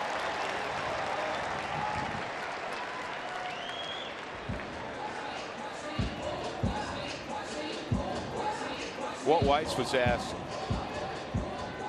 yesterday about Trevor Story coming off the 4 strikeout performance, you know, how he's handling the grind of a major league season, and Walt's, you know, face lit up, said you couldn't handle it any better for a kid at his age. No, every time oh, here it comes, he's gonna, no, he backs it up with making a play or getting a hit. I mean, if there was things that were gonna phase him, it would have already happened.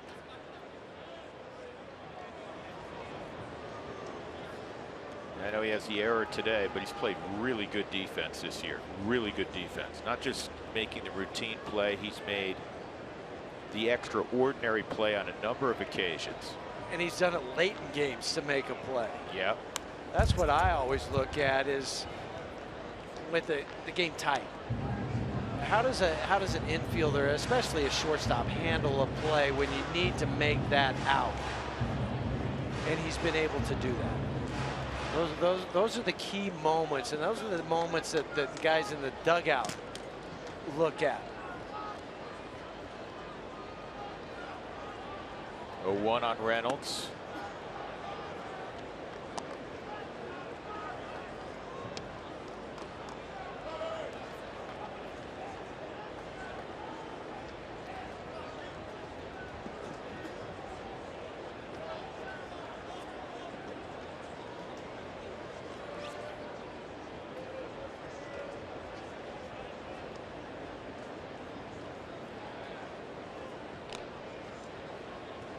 Kyle Lobstein is up in the Pirates bullpen, who was just recalled today.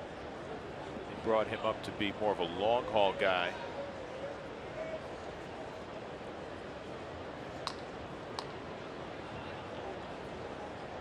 Story takes off 0-2, and this is in the air and playable perhaps. Yep. Boy, that had a lot of carry on it. How far did he hit that with a half swing? So much so that Andrew McCutchen had to reroute as he was going to the baseball. Ball is flying. And of course, we know how strong Reynolds is. So a long out, one gone, and Parr will come up. Yeah, he's way out on his front side. He hit almost 400 feet. Yeah, and then just punches it 400 feet. Strong hands. Parr had an infield hit his last time up. Gerardo is 1 for 2. Rockies up 8-5. They've out hit the Bucks 9-7. They're up 8-5 despite the fact they've committed 3 errors. Story draws another throw. How about this? The Rockies this year against teams that are below 500 are 7-13. After their win last night against teams that are at 500 or better, they are 20-19. So clearly, you've got to figure out a way to beat the teams that have struggled. Yeah, match the intensity level that you have when you play against those upper echelon teams. Those teams that you gotta have to be on top of your game. You look at the Cincinnati all year long. You lost 5 games to Cincinnati. The team coming in tomorrow, the Padres.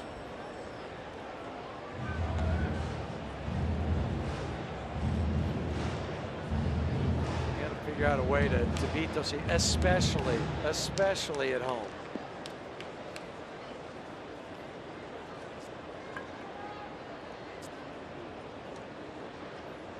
Story extends the lead, not going, and this ball's lined to left center field, and Story will hold at second base. Parra with his second knock of the game, and that'll bring up Garneau, who has a double and a line shot to fairly deep left field. He has swung it well against Locke.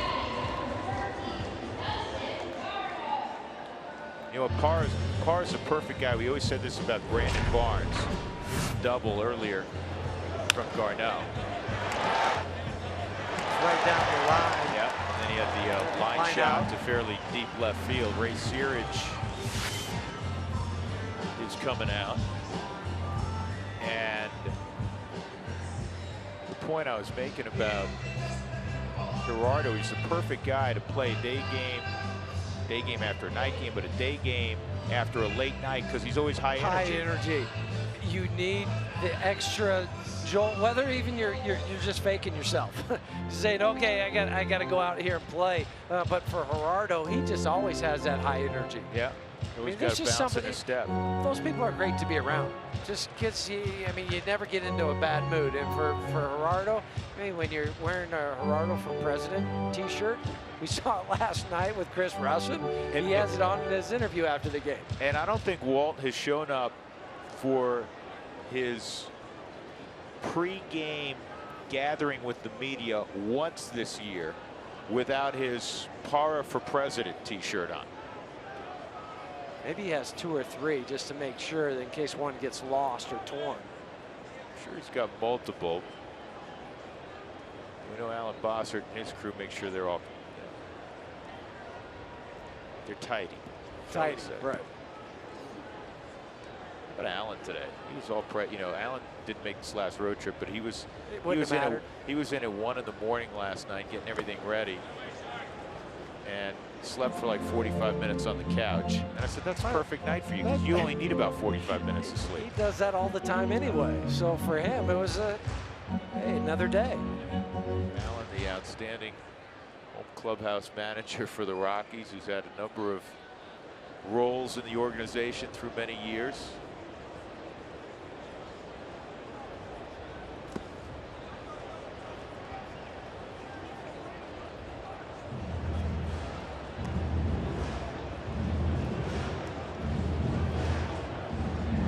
Very carefully right now to Garneau.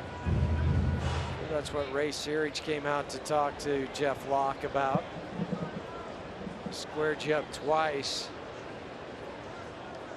I'd be surprised if he threw him a changeup here. No, he went fastball. It's taking some off of that, 89 miles an hour.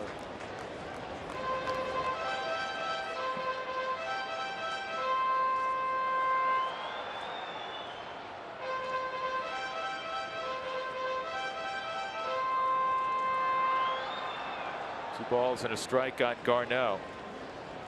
Keep adding on. Rockies hitting in the 5th. Scored in every inning except the 3rd.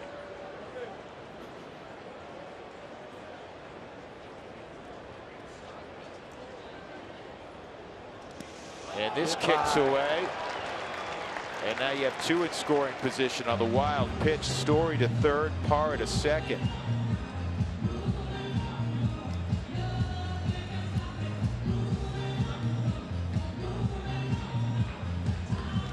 Well, we got a friend in the booth who, and we'll be honest, he is a Pittsburgh Pirate fan because he's from that part of the world. But Dave Pilipovich, the outstanding head basketball coach at the Air Force Academy, joins us. We're not going to let him talk right now. Good to see you, Dave. Well, Pirates had to pull the infield in.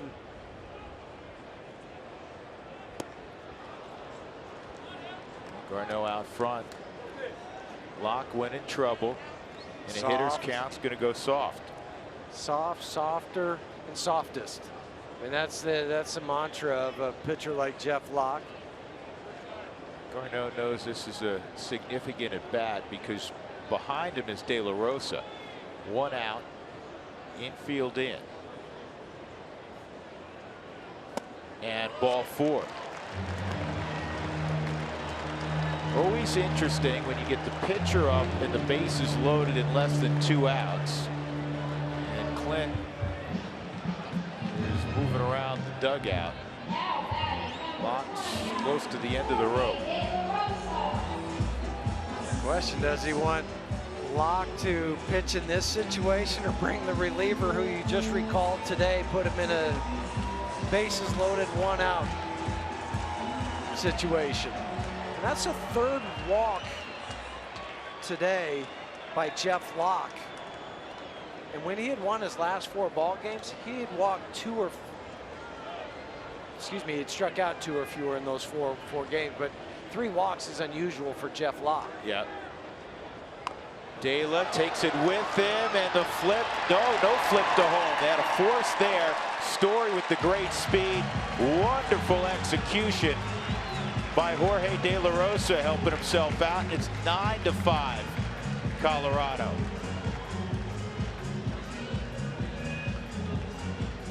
I thought Locke may try to flip it to Stewart. He tried to, but once De La Rosa gets this down, the hustle and speed of Trevor, reading that as it's down. See the momentum? Just carries him through that. So it wasn't a squeeze. It really wasn't even a safety squeeze. I think that was De La Rosa more on his own, trying to pull the ball towards first base.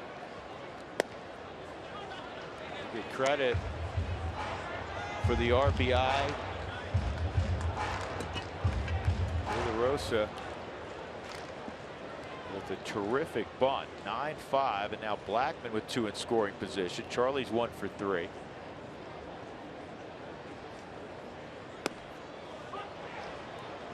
Oh and 2.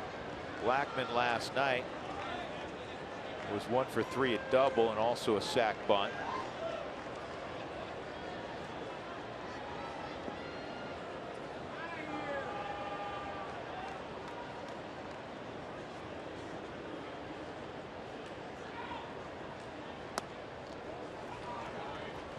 Part of the issue for Clint. Pittsburgh's in the midst, like the Rockies, are playing so many games in a row, and Locke is due up 3rd next inning. So if he has to go get him, it might be a double switch. That's why he's trying for him to get out of it. This ball is pulled foul with authority. But you know, then you look at your options. You're not going to take Josh Harrison out. He made the last out. If you maybe Freeze would be the most likely to go. Do Gong for him. The 9 runs allowed, all earned, a career most against Jeff Locke.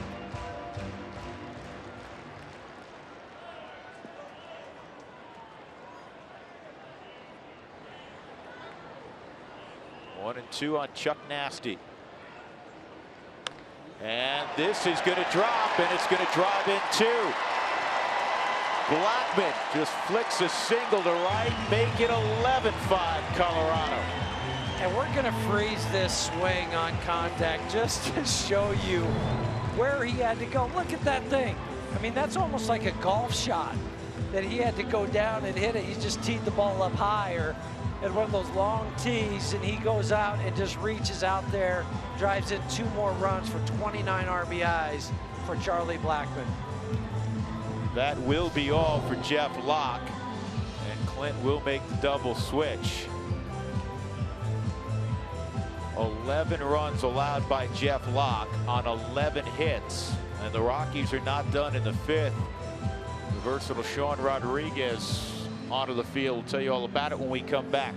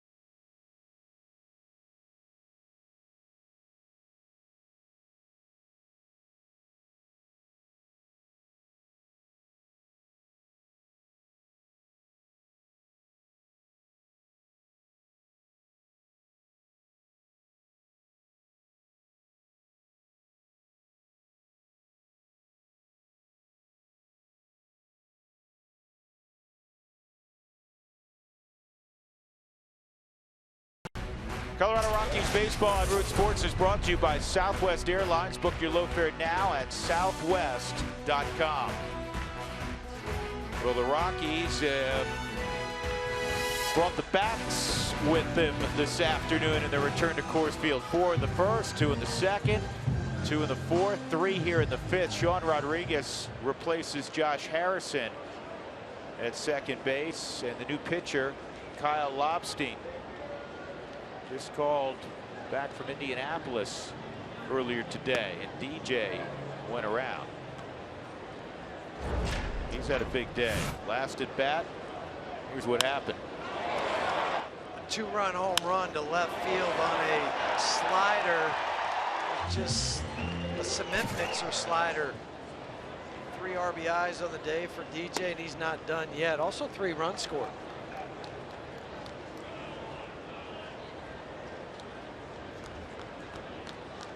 Like a Swiss Army knife for Walt Weiss lineup-wise. You know he's going to play second base, but he can put him in so many different places. So when you're resting certain guys and you're saying, all right, well, is my lineup going to work? Is it going to attack? He's the super glue. He's hit first, second, 6th, 7th, 8th, and 9th for the Rockies. 3-1.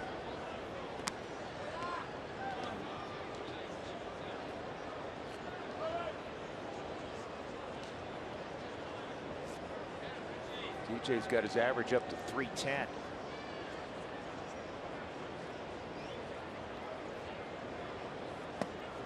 And ball 4. So Blackmon will go to second, and that'll bring up Nolan.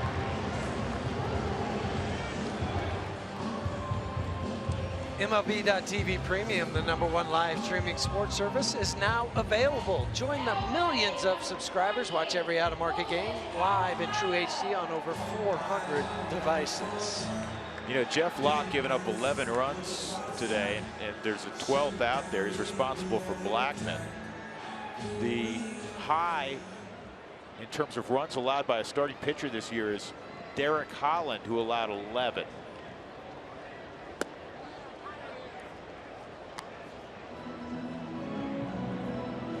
Arenado single, 2-run double, and a fly ball to right.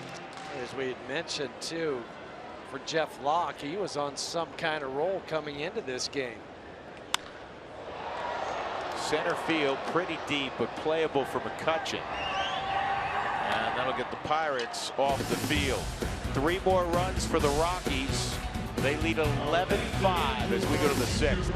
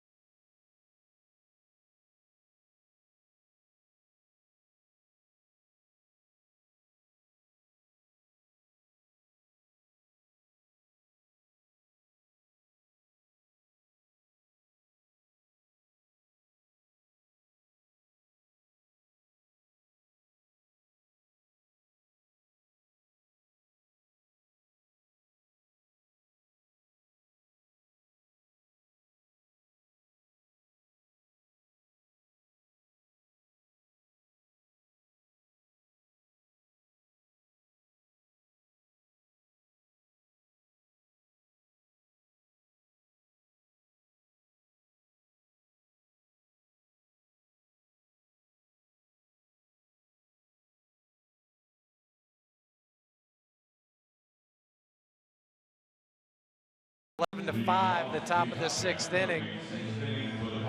This is what you want to do when you have to come out and play one of these makeup games. Both teams are tired. Somebody's got to win. Why not you? You know what? You know? If you're going to play, you might as well try to shake hands afterward, right? And throw some crooked numbers up there, get a lot of hits, RBIs. But one guy that has come in and just settled everything down is this guy on the hill right now, Jorge De La Rosa.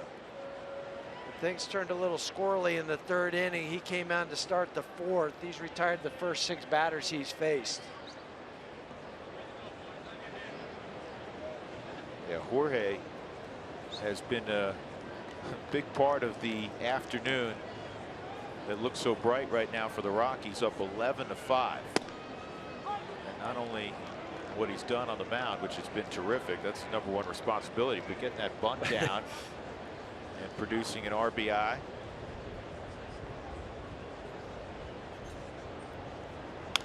And moving 2 more guys up into scoring positions so Charlie could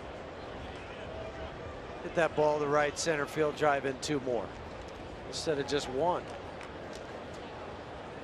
Jordy Mercer with an 0-2 count. 7, 8, and 9 in the lineup. Rodriguez hitting in the 9th spot in the reconfigured lineup with the double switch.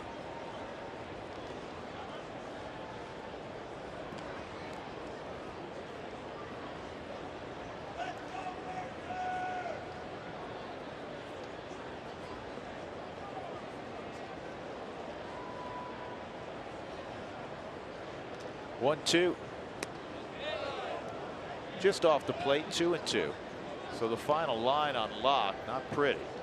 4 2/3, 11 runs, all earned on 11 hits. He walked 3, struck out 2. Ouch. Yeah, that'll make the old ERA jump up. And a strikeout of Mercer. 7 in a row since De La Rosa's come aboard. 4 by way of strikeout. The catcher Chris Stewart will come up.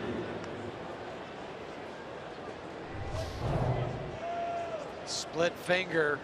Great look on the Subaru Supermo, but started high enough in the zone that it appeared to be a strike coming out of the hand for Jordy Mercer. So those 11 runs that Jeff Locke gave up jumped his ERA up over a run. 5.38 now, came in at 4.28. It'll take a while to knock some of that off. 11 and 4 2/3 will do that. It'll give you that look also. 0-1 on Stewart. Hit by a pitch and a single. Curveball, 0-2. Whole arsenal working right now for De La Rosa. And you know what? De La Rosa, you should point this out, his tempo is better. I mean, De La Rosa is never going to be the fastest worker. We understand that.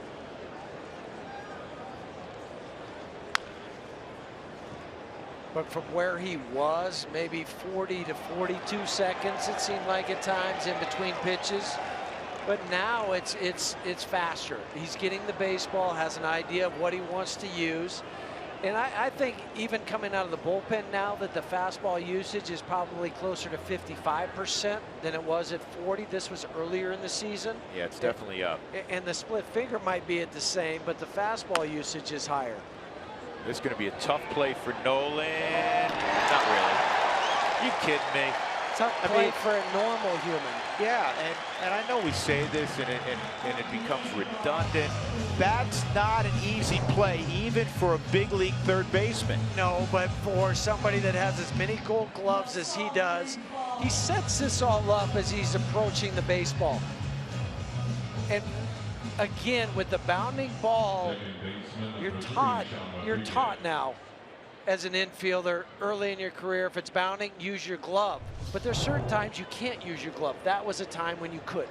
You know what he has is Rodriguez steps in, he takes a strike. Below average speed, great short area quickness. Big difference.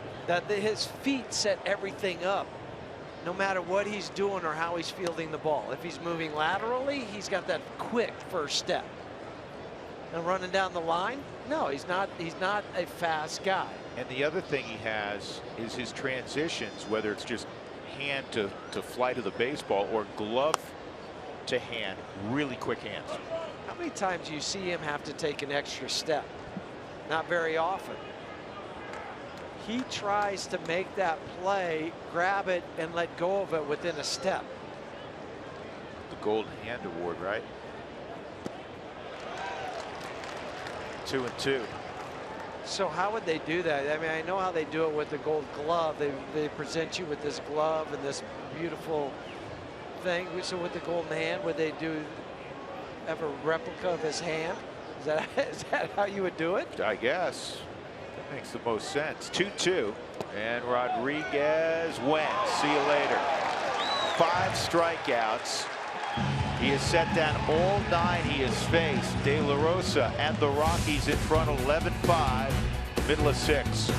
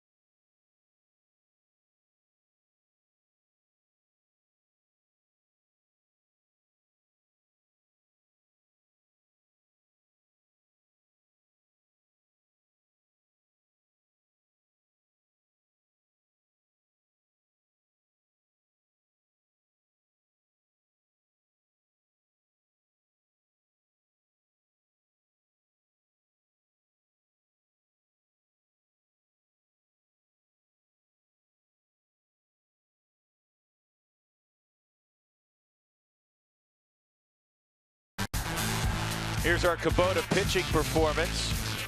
Jorge De La Rosa in relief of Chad Bettis. You can't pitch any better than De La's pitch. 3 perfect innings, including 5 strikeouts. wonderful to watch. He's kind of settled this ball game down. The Rockies had a 6-1 lead, and then a 3-run home run from David Freese, and another run made it 6-5, and things were dicey. De La Rosa's thrown up zeros, and the Rockies have continued to hit. Kyle Lobstein in relief of Jeff Locke. Ryan Rayburn here in the 6th inning. Trevor Story, Mark Reynolds. Virtually everybody's been involved offensively for the Rockies, including De La Rosa. Rayburn in the 1st inning hit a monstrous 2-run triple off the very top of the wall in extreme right center field.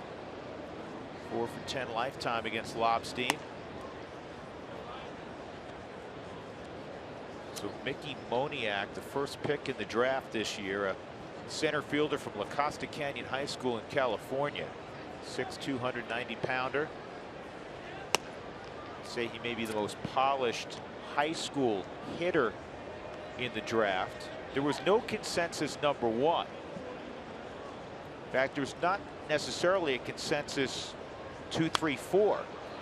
No, whether you go pitching, the kid from Florida, or you got the college outfielder from Louisville. There's a lot of different options out there. Yeah, the Puck kid, the Florida college kid. 3-2. This is a high fly ball to right field. Polanco will make the catch. Kid I watched the other day for Louisville, Ray, left-handed hitting outfielder. I liked him. Yeah, good-looking player. He can swing it. He's got some pop. He runs well. 40-something stolen bases for the Cardinals. 1 out. Trevor Story up. Trevor remembers this day a few years ago when he went as a supplemental 1st-round pick out of Irving High School, and the pick was announced by Walt Weiss. Walt, before he was managing the Rockies, represented the club at the draft at the NMLB Network in Secaucus. Walt was relaying a funny story today that you and I heard about during his daily press briefing, because they were asking him about his draft and what happened, and he just said it was so much different then than it is now. He said back then you didn't know. He thought for about 2 hours that he was drafted by the LA Dodgers, and it didn't realize he was making phone calls to family and friends saying, hey, I got drafted by the Dodgers, and then it comes later on that Oakland had picked him. Right. There's Trevor Story in the 2nd, making his manager proud with a double. Well, here's what we're going to show you some the highlight and then some sound from Trevor on when he was selected. For Trevor, single his last time up, and now a scorching double to left field. So here's Trevor on having the pick announced by his now skipper. Looking back on it now, it's pretty special. You know, I knew Walt before that. You know, I knew he was a shortstop and he played for the Rockies, but you know, for him to become the manager and you know now to play under him is a pretty cool thing.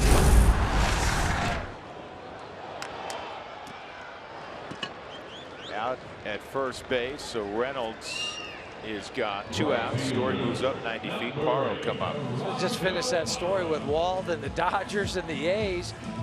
He said he had never talked to anybody from the Oakland A's, and that's why it came as a shock to him. And back then you're trying to figure out, you know, he had Baseball America, but he had a family friend or a relative that was working for the AP back then, and so they're getting it off the ticker. And so it just came down. He said you were either picked 10th or 11th, and since he never talked to anybody with the A's, he just assumed it was the Dodgers. Isn't that something? And now how much information's out there. Yeah. All these mock draft rounds and all these kids and highlights and videos you can see. It goes all the way down to honestly where kids are in middle school now. All these showcases. And perfect game. Perfect game. There's a ton of them. 2 outs. Parr's got 2 hits. And he almost had a third. Nick Senzel, third baseman from Tennessee, University of Tennessee, goes number 2 to the Cincinnati Reds. It's a guy with power potential. The FCC's got a boatload of guys that are going to get drafted today. A lot of guys, a lot of teams in the regionals, hosting regions. And this is in the air to left field, and Marte is there to end the inning. So the Rockies got a double from Story. He's stranded at third base through 6 innings. Colorado 11, the Pirates 5.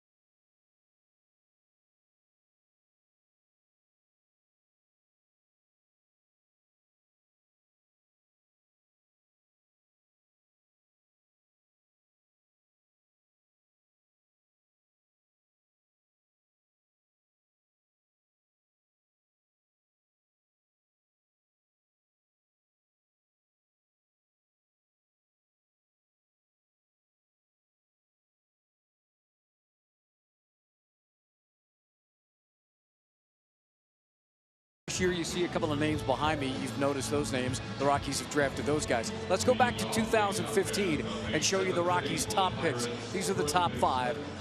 Brendan Rodgers is the shortstop. 3 shortstops were picked at the top of the draft. He is currently playing for Asheville, and he has played well. In fact, just had a big game, guys, where he went 3 for 3. Here are his numbers at Asheville, playing in the Sally League, and named an all-star recently as well. So that's what the Rockies did last year. The draft just underway this year as we go back up to Drew and Jeff. Well, the draft's underway. Ian Anderson, a right-handed high school pitcher, just went number 3 as Jaso fouls that off. The Rockies right now are on the clock. On the clock. They have some choices, and right now that war room is a fun place to be. A lot of activity and a lot of. And there's a lot of big names out there. Sure. Groom, the kid out of New Jersey, the left-handed pitcher who for a number of months was thought to be the #1 guy in the draft. This has popped up to center field. You have the kid from Kansas City, a high school kid, Pine, who's hit 102 this year. Some say they've never seen a high school arm like this. I've never heard of that. Yeah, he's out there. Another guy that was rumored to go in the first couple of picks. You have Ray from Louisville, who's a polished outfielder. Puck from Florida, who throws 96 to 98, left-handed, big kid, 6'6". Yep. So the Rockies are going to have the pick of a number of guys. I want to, it's too early to say slip, but some guys that were thought to maybe go in the first 3, and we'll have that selection here momentarily. Ian Anderson goes to the Braves. He's a New York high school right-handed pitcher.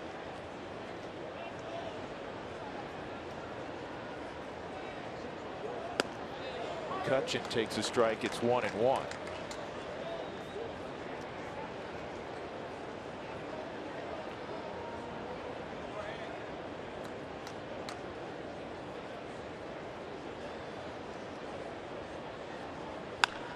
Line drive foul.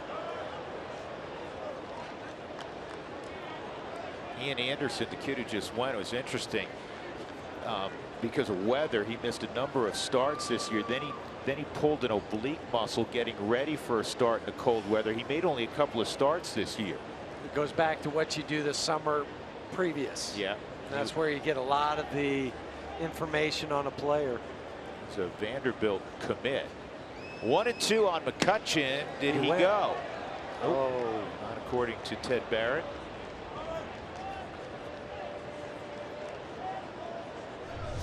Ted, one of the most well-respected umpires in the game, and I Would agree with Ted there. He didn't look like he swung. 2-2 on McCutcheon. And a line drive, and Arenado couldn't get there, but no problem.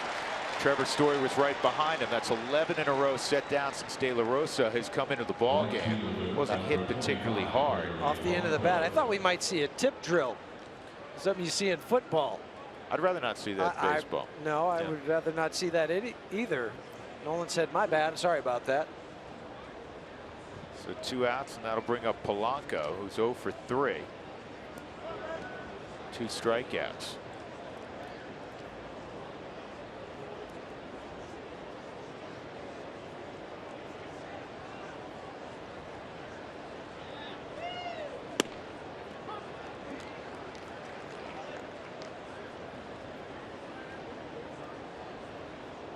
Oh, and 1 on Polanco. 11-5 Rockies here in the 7th. Shift is on. And right into the shift, 2 hops, and DJ called him off. Man, Polanco could fly. Did get him. What a job by De La Rosa. Say that about 8 times. All 12 hitters he's faced, he's retired.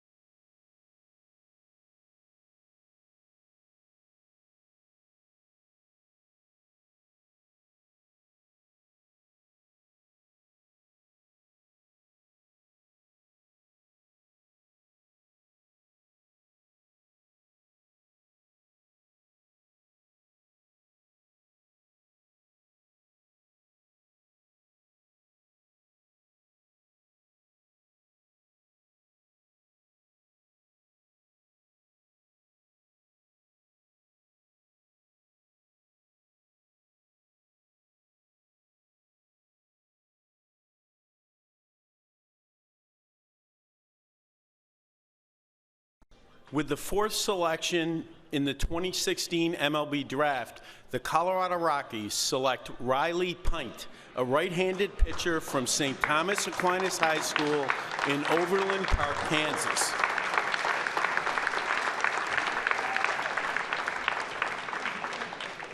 The Milwaukee Brewers have the next selection. There he is, his family here. So the Rockies with the 4th overall pick. To reiterate what you just heard from the commissioner, Rob Manfred, take Riley Pint. It's a guy they scouted heavily. It's a guy they liked a ton. He has one of the best high school arms as Garneau hits his ball to deep right center field, and that's off the base of the wall. And Garneau's going to end up with a 375-foot single. He doesn't test the arm of Polanco. What a day offensively for Garneau. That's actually Joyce out there now in right field. Riley Pint has one of the best high school arms anybody's ever seen. He was 96 to 100 in his starts this year in Overland Park, Kansas, and touched on a couple of occasions 102. I mean, you just can't teach that. That's just, you were born with it. Said, here's an arm that could throw over 100 miles an hour. Has a above average changeup at times.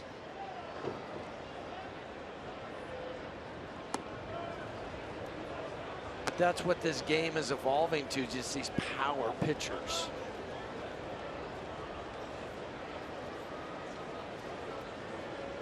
So De La Rosa, after 4 innings, his work is done. Adames bounces it to short.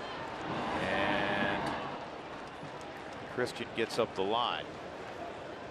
Center fielder, Some changes to tell you about for Pittsburgh. I don't know if Clint's thrown out the white flag, but Rodriguez has moved to center field for McCutchen. Cole Figueroa is in the game at second base. And Matt Joyce, there's Matt. Matt's in right field now. It's kind of the indication that he says, well, we'll get some of these other guys in, get our regulars off their feet. Quick turnaround for them. Being down by 6 runs. Well, the nice thing, and Huey, take you back to your playing days, it makes a difference when you play a day game, and this is kind of a tweener, but it's more of a day game, and then you have a full 24 hours of rest, relatively speaking, before you play. It's different than night game to night game, or certainly night game to day game. It is, because you have a chance to not only get off your feet physically, but take that mental break even for an extra hour, hour and a half. I think that's the key point for some of these guys that play every single day. So Adames is forced out, and now at 2 outs. Charlie is at first. That'll bring up LeMahieu.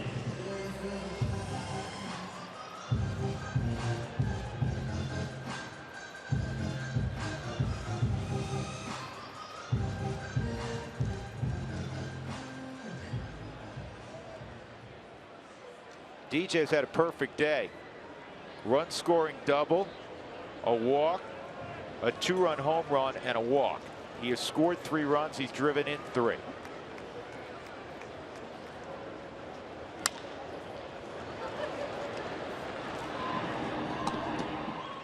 And he's retired. We'll go to the 8th inning. Rockies leading 11-5. They've out-hit the Pirates 13-7.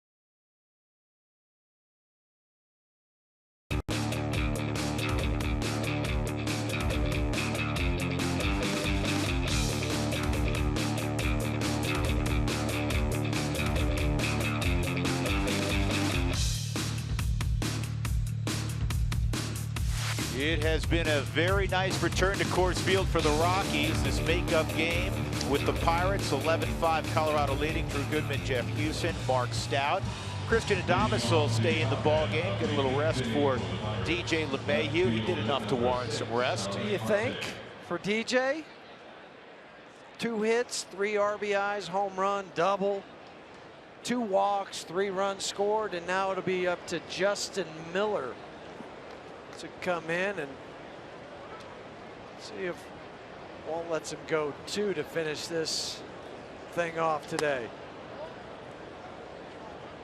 What a job, and you can't stress this enough. What a job by Jorge De La Rosa, and what a good feeling it must be for him. He's used to being, the #1 guy on the pitching staff, right at the top of the rotation, twice a 16-game winner, won more games than anybody else in the Rockies uniform. He struck more players out. He has a number of records for the Rockies, and in the rotation this year he struggled mightily, so much so that the Rockies, you know, moved him to the bullpen when he came back off the disabled list. And to go out there and not only perform exceptionally well, but to feel like you helped your clubs. Huey, you know that feeling where you feel like, man, I haven't done anything to help the team in a while. And this ball club and this game itself, it was a 6-5 game. It was still anybody's ball game, and he came in and shut the door. 4 innings, 5 strikeouts, 47 pitches, 31 for strikes. So to me now the question becomes, does he have an opportunity to go back into the rotation? I think that's going to be a consideration that they're going to talk about. 1 out as David Freese will be coming up, and we'll see what happens going forward. Today's attendance is brought to you by Cricket Wireless. Something to smile about. 24,678. That's a really nice crowd considering this is, you know, middle late afternoon. Was not originally on the schedule to make up from the April 28th weather out. There was some rain, there was ugliness, cold temperatures, just a nasty day, and the Rockies and Pirates moved the date to today. Definitely beats that makeup game, that Monday game in Pittsburgh that we had after the rain out at PNC on Sunday. There might have been, what they announced, maybe 12,000 for that game. We counted. There was 47 people in the stands. With the ushers, there was 61. Yeah, they announced it at 34,000 because I wrote it, but it wasn't 34,000. It was more like 34 people. Yeah. 34.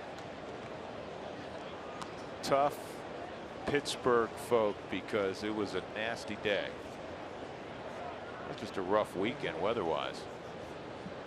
2-1. Miller working to David Freese, who gave the Pirates life in the third. They were down 6-1. They needed a 3-run home run off of Chad Bettis. 3-1.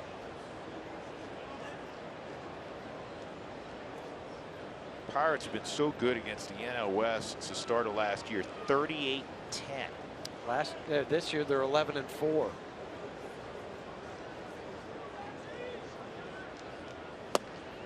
Swung on and missed. 3-2. The Rockies, if they hang on, will end an 8-game home losing streak against the Pirates. Again, the Padres are in over the weekend. They have an off day here today because as I was walking in today, their bags are in storage. They're just waiting to be unloaded after this game today. Ball 4. The Super Suites Conference Center at Coors Field is available for your game day or non-game day meeting. Groups of 25 to 200 will enjoy the views of the city as well as the field from this unique meeting space.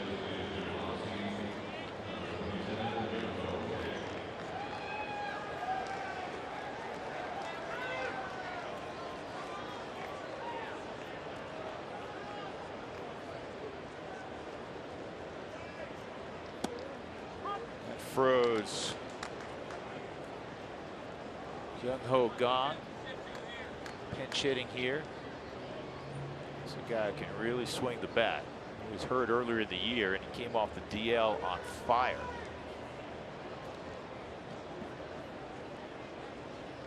Not necessarily a big guy, Huey, but he generates a lot of power. Well, he has a leg kick.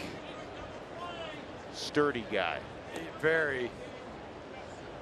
Can play third base. He was hurt when he was playing shortstop, trying to turn a ball at second base.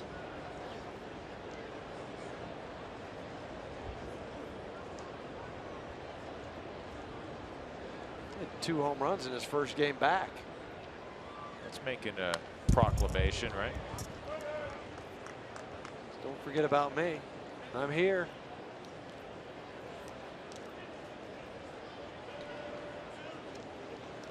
So once again, the Rockies with the 4th pick in the draft took Riley Pint. High school kid from Overland Park, Kansas, struck out basically 2 hitters for every inning pitched. Speaking of strikeouts, Miller with his first strikeout. 2 outs. That'll bring up Mercer. Fifth pick in the draft is Corey Ray, the Louisville outfielder we were discussing quite a bit. Milwaukee took him.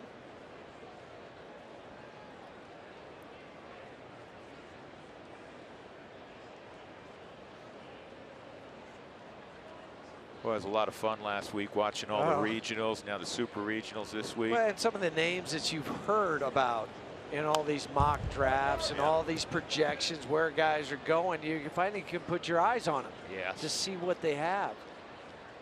It's just such a tough time for some of those teams that are still playing in the super regionals, and then it'll go on to Omaha to have these kids that are drafted and trying to decide, you know, what's going to happen. Am I going to sign? Can you imagine if they had the NFL draft during all the bowl seasons back in December and January? On the ground is short, yeah. I mean, that's what's happening right now with the MLB draft. Yep, it's right in the middle of when you're busiest, and especially those college kids. 11-5 Rockies.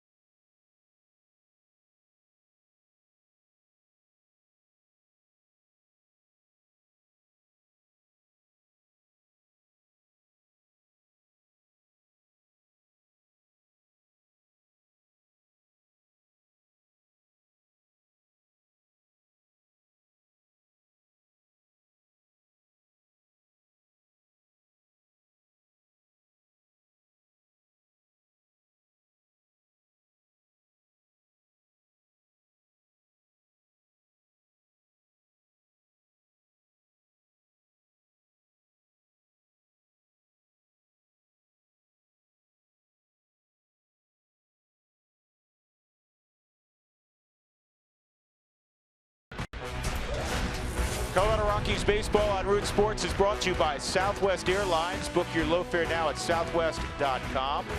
And by CenturyLink, your link to what's next.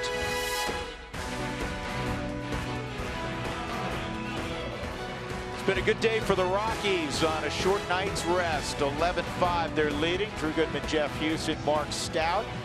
In a little bit, we're going to hear from Scottsdale and the Rockies general manager, Jeff Bridich, on their first round selection, number 4 overall, Riley Pint, the right-hander out of Overland Park, Kansas. Corey Lupke, the former San Diego Padres starter, is on to throw the bottom of the 8th inning for Clint Hurdle.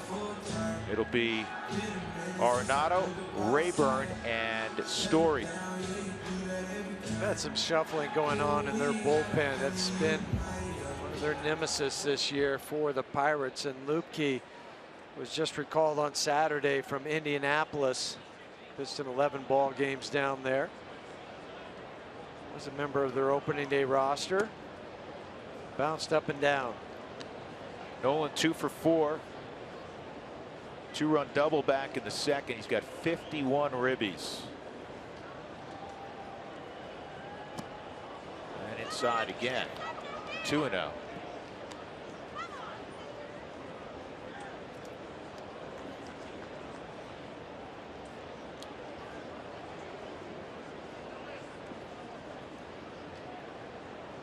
Rockies with 13 hits and make it 14. 2-0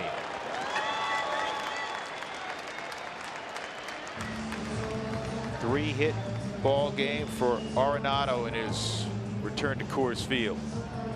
Rayburn is 1 for 4 coming up. And folks, y'all get tacos. The Rockies have hit the magic number of 7. They've gone 4 better than that. So don't forget to go to your participating Taco Bell locations tomorrow. Do it between 4 and 6 to receive your Rockies taco special. Liv Moss at Taco Bell.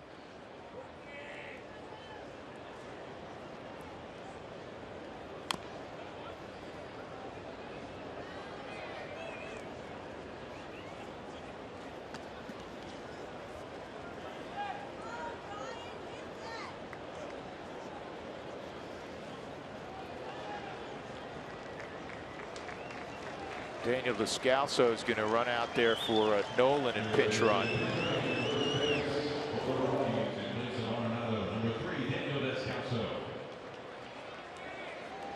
Well, Huey, right now this thing couldn't have been scripted any better. Walt's getting some guys some late inning rest.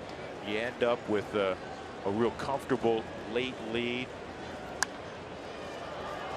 You get the only thing that's sour about today, and not to dwell on it, but you know, Chad Bettis for the 4th straight start struggled. That's the only downer to what has been a really good day. But the other side, on the plus side, is what Jorge De La Rosa did coming out of the bullpen. But I think it just shows you the strength of this team, because you think back to that late night when we got back from Boston. What happened? They win that night. On that Friday night, after getting in at 3 in the morning, getting to bed at 4:30, almost the same thing that what happened last night and this morning.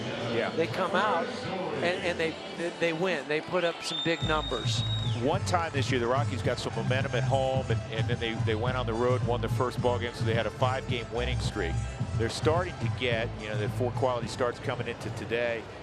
You mentioned what De La did out of the bullpen today, but they need to get on one of those nice Coors Field rolls. And that's how you do it. You get some of that good. Tomorrow it's going to be John Gray, his chance, and follow up what he did against the same club that he pitched against just recently in San Diego. And for the first time, again, barring something extraordinary, John's going to go out for the first time in 3 starts and not have to stop a losing streak. He stopped 3 losing streaks in a row. You want to be the guy that adds on to a winning streak. Yeah. Now, the only way.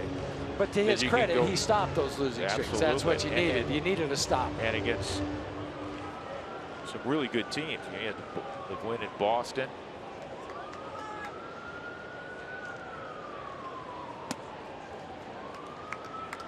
.3-0 on Trevor Story. Trevor's got a couple hits today, single and a double in his last 2 ABs.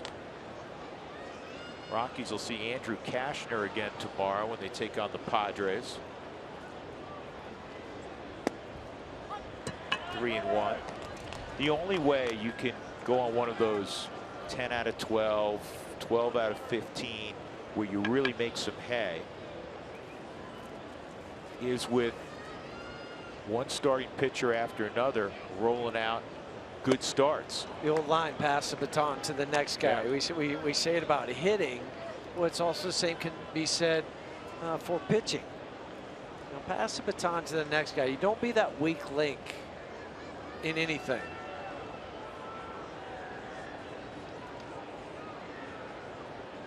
Descalso at first, 3-2, and that's hooked foul.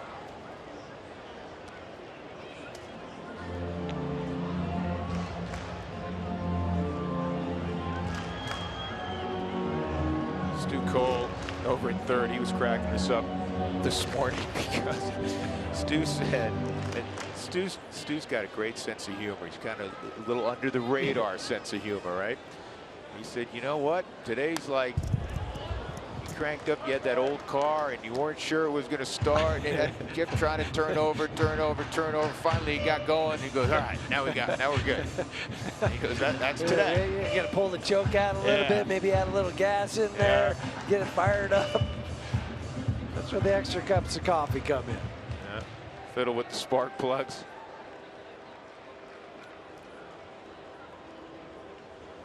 Swung on a miss. So Story strikes out. Let's check in with Jenny Cavnar and get a preview of what's to come after the ball game. Jenny. Yeah, guys, we might have been a little tired after the flight. Spilly and I took a little nap.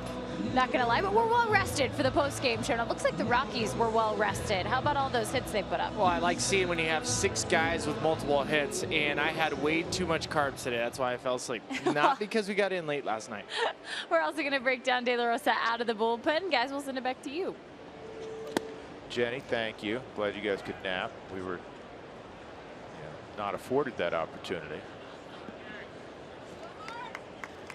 Reynolds 0 for 4. He did drive in a run with a ground out in the first inning. And Mark takes a strike, 1-1. Reminder, Jeff Bridich is scheduled to join us in the top of the 9th inning to talk about the Rockies' first selection in the 2016 June amateur draft.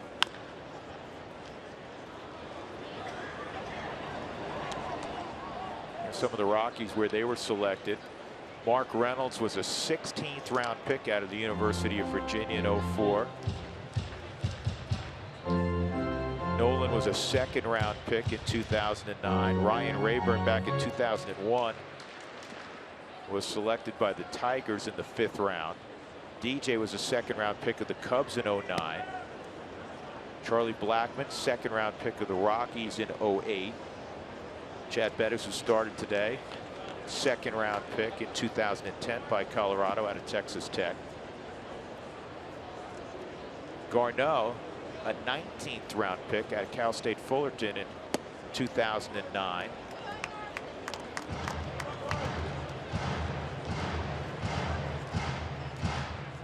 Parra was an international free agent, not eligible for the draft. He was signed out of Venezuela by the Arizona Diamondbacks. 3-2, ball 4. So Descalso goes down to 2nd, Reynolds to 1st, and here comes Gerardo Parra.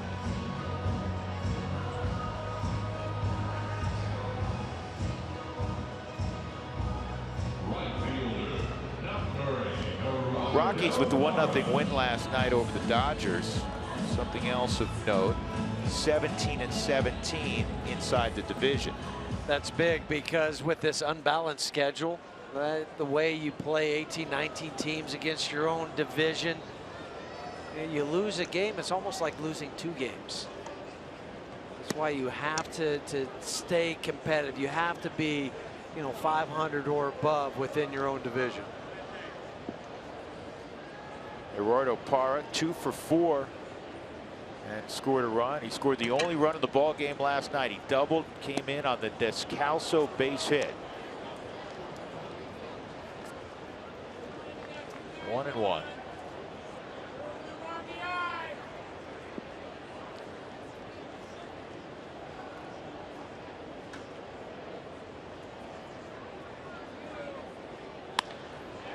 This is in the air to right center field.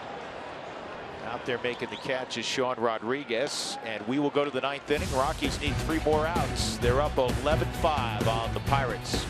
Jeff Bridich.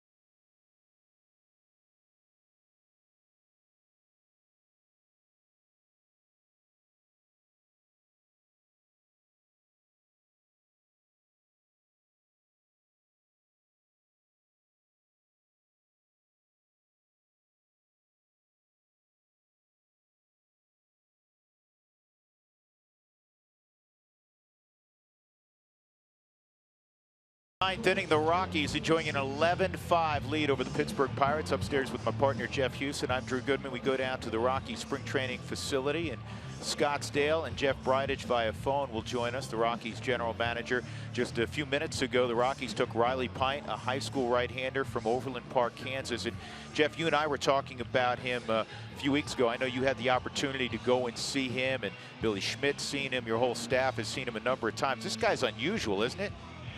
Well, yeah, we've done a really nice job scouting him for a long period of time. Our area scout there, Brett Baldwin, has known Riley Pint for years and years and years. You know, before Brett was a scout for us, he was very active in that area as a coach, and so he knows Riley, he knows the Pint family extremely well. We were at every single one of Riley's games. Somebody from the Rockies was, and we had multiple opportunities to see him and sit down with Riley and his family and try to get to know them as well as we could. So I think the process was good, and we're certainly excited to have him be a Colorado Rocky. And what's unusual a lot of times for these high school kids is somebody that can already hit triple digits. I mean, to have a powerful arm like that is pretty unique.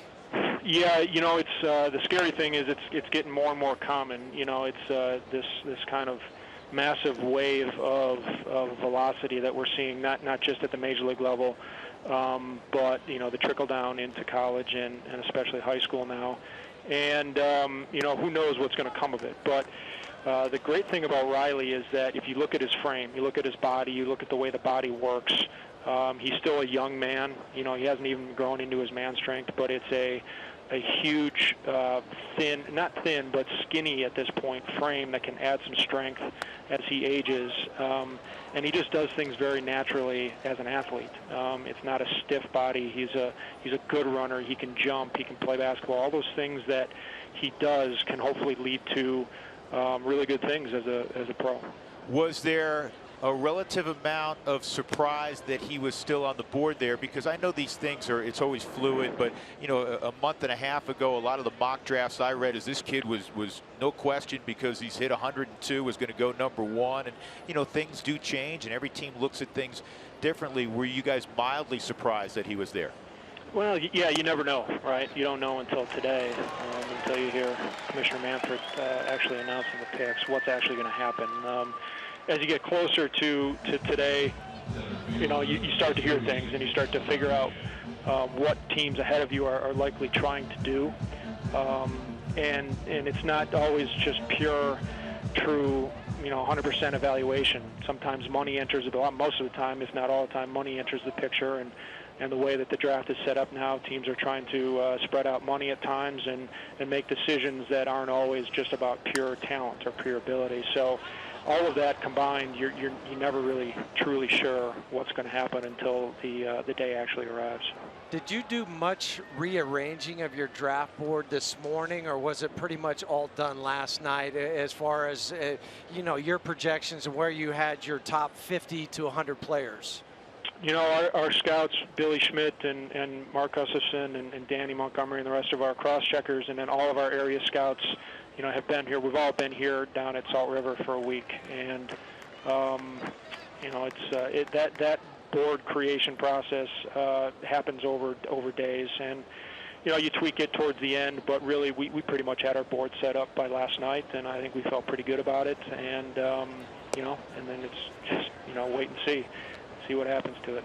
You know, this is a natural question, any draft in any sport, but what kind of depth is there? Because you guys are now working on the next couple of picks that are coming up. You have 3, I believe, in the first 45. What does it look like overall going forward? Well, there'll be some baseball players there. You know, who knows? There's so many teams this year. This year is kind of a unique year. You know, there's a lot of teams with multiple picks very close together towards the end of the first round. You know, so how they, you know, monetize that and how they decide to strategize and use those picks, nobody really knows until all of that happens. I think the draft has got a lot of talented high school kids, and I think that it wouldn't, you know, it's not going to surprise me if there's a run on high school players here through the middle to the latter part of the first round. You know, but you know, it's all in the eye of the beholder. You know, and so who really knows until we see. We'll get very good players at 38 and 45. We're excited to make the last 2 picks here. We have to wait for a while, but they'll be good picks. Yeah, well, it's exciting. This is a kid that a lot has been written about, talked about. It's always an exciting day. It's a long process to get here, as you well know, Jeff, to the big leagues. But congratulations on the pick, and good luck the rest of the afternoon. We'll be talking more in the next couple of days. And the Rockies, by the way, are 1 out away from putting down the Pirates. So it's been a good day all the way around. Thanks, guys. Wrap up the win, please. Thank you very much. All right, you got it. All Thanks, right, Jeff Bridich, Rockies general manager, joining us from Salt River Field down in Scottsdale. That's where they set up shop for the draft the last couple of years. 2 outs, and this should be the 3rd out. Coming on, making the catch, Ryan Rayburn, and Chad Qualls gets the Bucks in order in the 9th inning, and a very pleasant return to Coors Field for the Rockies on a short night's sleep. They defeat the Pirates going away 11-5. Jorge De La Rosa gets the victory. It's his first win as a reliever since May 14, 2006. Jeff Locke gave up 11 runs. He takes the loss. He's now 5-4. Our Jimmy John's delivery of the game provided by the Rockies offense. Boy, they bring the sticks today. They score 11 runs, and they're in the teens in terms of hits, and they got it going early in the game with a 4 spot in the first, 2 more in the second. DJ LeMahieu had a big day. A couple more RBIs for Nolan Arenado, Charlie Blackmon, everybody involved. And you get to watch the Rockies shake hands, which is the best sight of all. Once again, the final score, the Rockies over the Pirates 11-5. And by the way, they snapped an 8-game home losing streak against Pittsburgh in the process. Now it's time to get ready for the Padres. Also time to get ready for the Toyota postgame show. Here is Jenny and Spilly. Glad you two are awake.